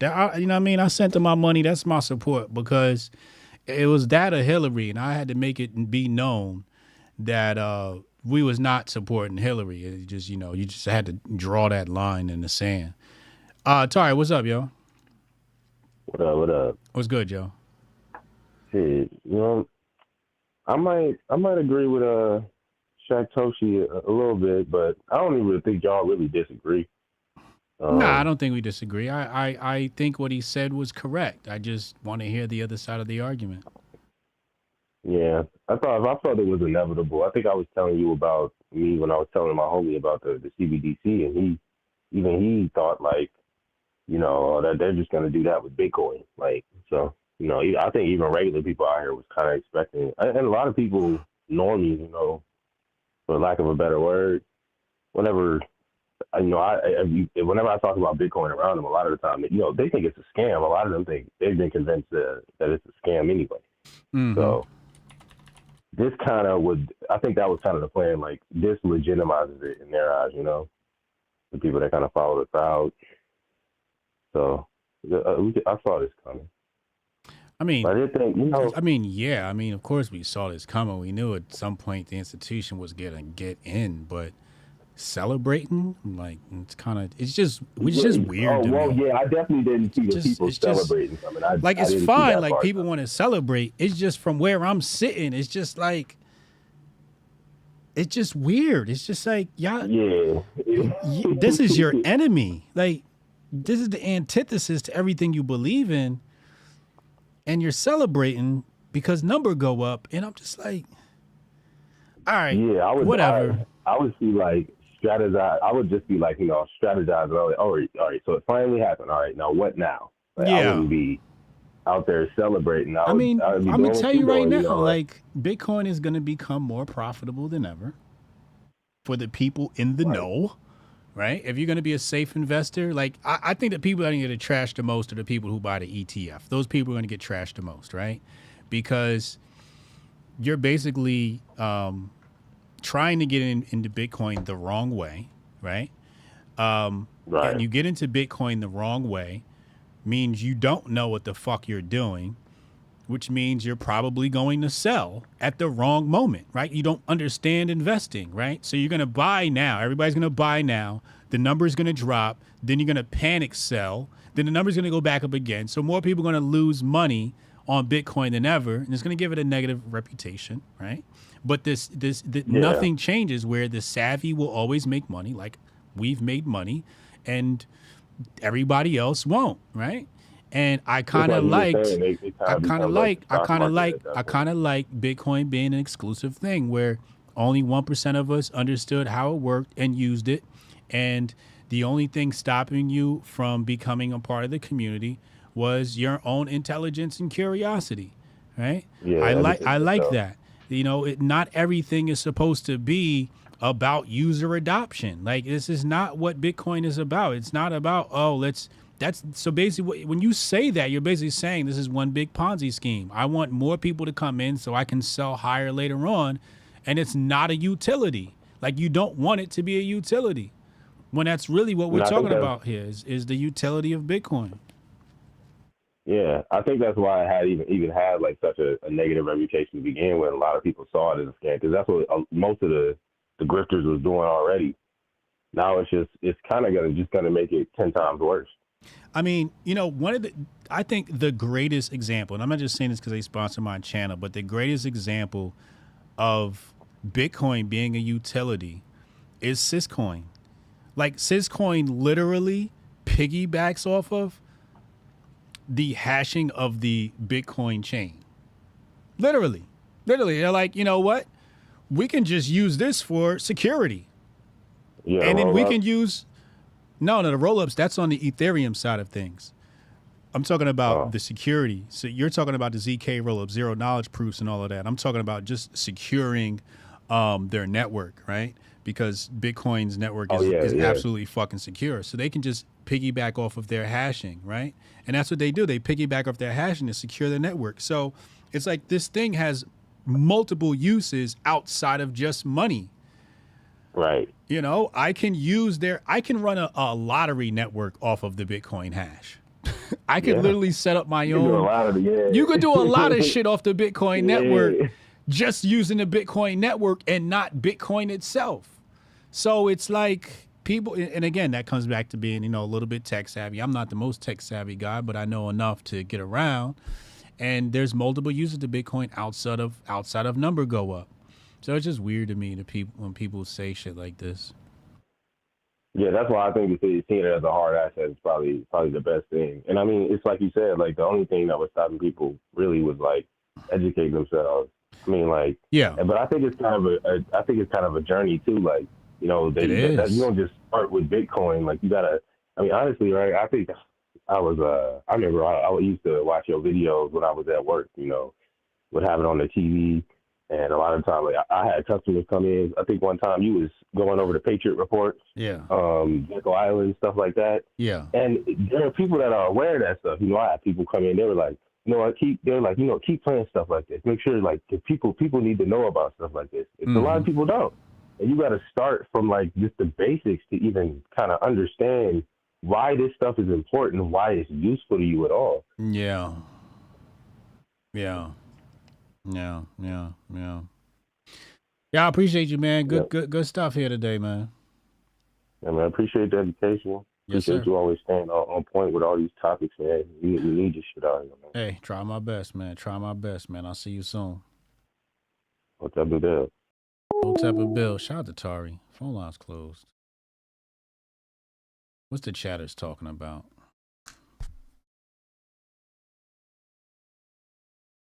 Look out for JP Morgan Bitcoin in the near future. Yeah. And, you know, Shaq Toshi said, where are they going to get Bitcoin from? You know who's sitting on a lot of Bitcoin? DOJ. The homie DOJ. How much Bitcoin did DOJ got? 50 billion? Let me see.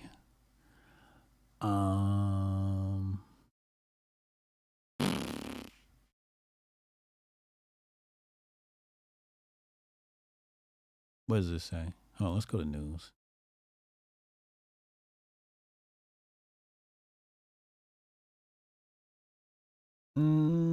We just covered this the other day. 8 billion. 8 billion. The government got Bitcoin, bro. The government got Bitcoin. They got 8 billion. So if JP Morgan want to go anywhere, they can go right to Uncle Sam and get some Bitcoin. Uncle Sam got it. Uncle Sam got it. All that Silk Road money. Uncle Sam got it.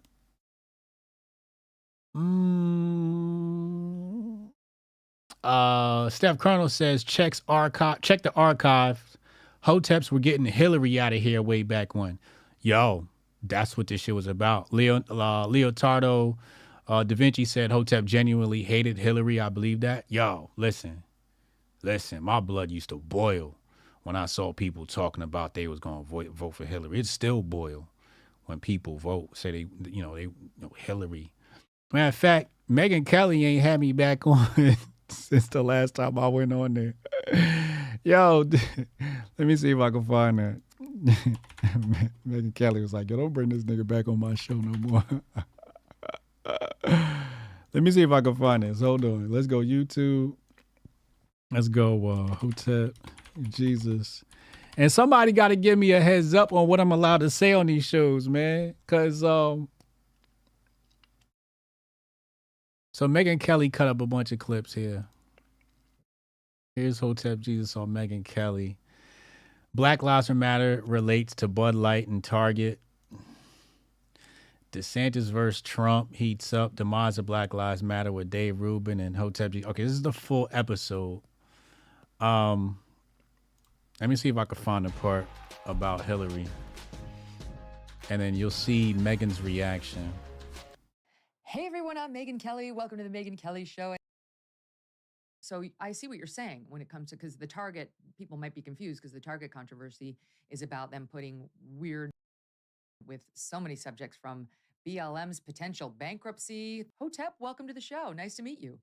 Megyn, thank you so much. It's an absolute pleasure to be here. This is the most replayed part of the show. Is my segment.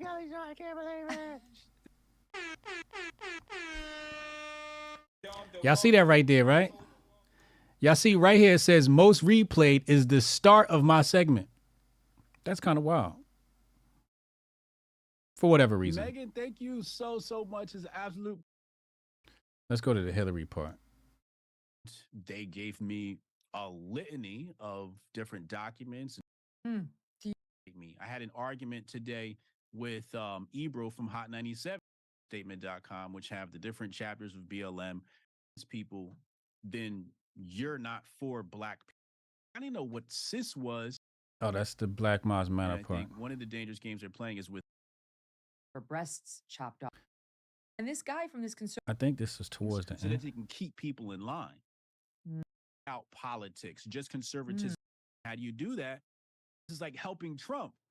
Right? Stop voting for on there's hand on Where's the the black vote is transcript? just so established that there's not going to be Oh, any there's no meaningful transcript. shift. So, like I said before, not many black people vote. Less than half actually vote. Kidding. They have the wrong voices. You know, all these things. In fact, I'm the black guy that goes, I want to make a case for white Clinton and his crime bill.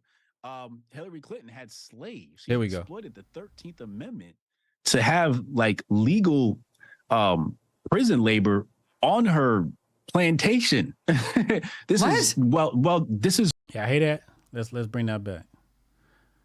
I gotta stay with the receipts. You know what I'm saying? Always gotta show you the evidence. black community. And that is the messaging around reparations. All you got to do is tell black people, hey, listen, you want reparations? It's a damn shame what those Democrats did to you. We should probably help you out, put together some paperwork and sell reparations in a way that Democrats are beholden to making these things happen. Biden, I mean, look, let's run down the list. Biden and his crime bill, Clinton and his crime bill. Hillary Clinton had slaves. She exploited the 13th Amendment to have like legal prison labor on her plantation. This is well documented. All you got to do is go on Google, type in Hillary Clinton slaves at her home.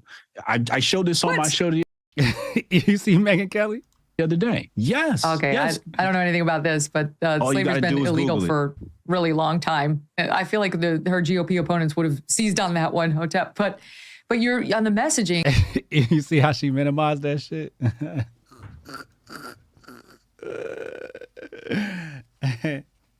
She's like, I feel like the GOP. No, the GOP is stupid, bro. They stupid. The GOP don't even they don't even want to invoke slavery because if they do, they feel like they're leftist. So if they go, hey, yo, you know, Hillary Clinton had slaves, it don't even hit with their people because these people want to see black people and slaves. They'll applaud that. Oh, wow, now I like Hillary better. She had slaves. So that's why the GOP didn't use it.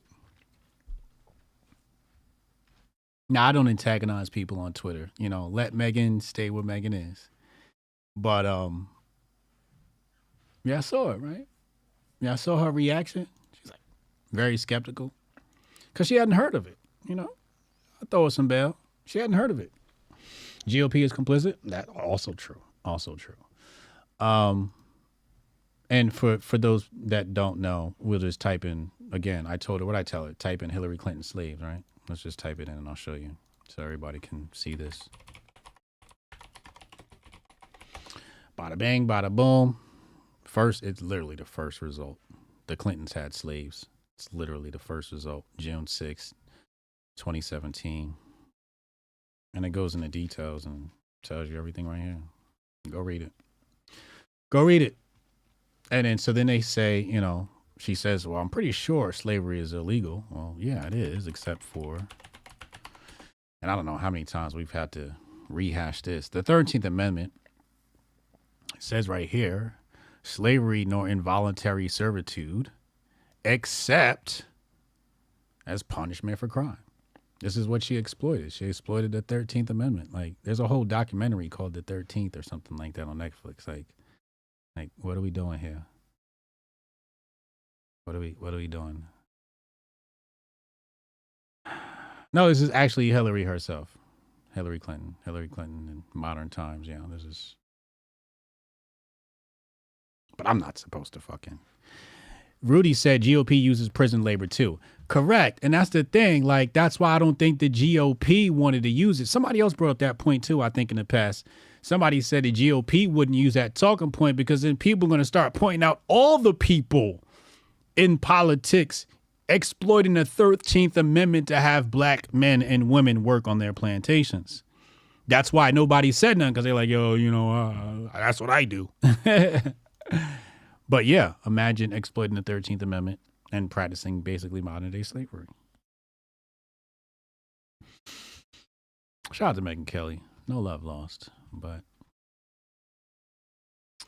I haven't been back on since, so maybe I said too much. And that's usually the problem. I usually over the mark. I don't know where to stop. I just wish somebody would just give me a handbook and say, here's what you're allowed to say. You know, like, I know I'm not supposed to talk about, you know, dancing Israelis and 9/11. I know I'm not supposed to talk about that. Oh, fuck, I just talked about it.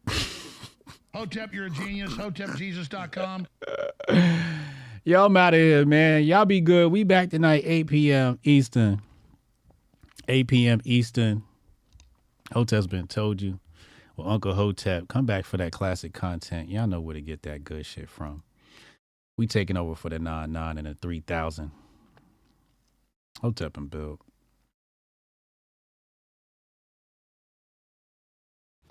Yeah, I can try to get that handled for you. Again, it's only my second day, so if you can give me a second. How am I supposed to do this? How the hell are we supposed to do this by 5 o'clock? I have no clue. Is that possible? Hey, do you have the password to... How'd you finish all your work already? He's not tapped in.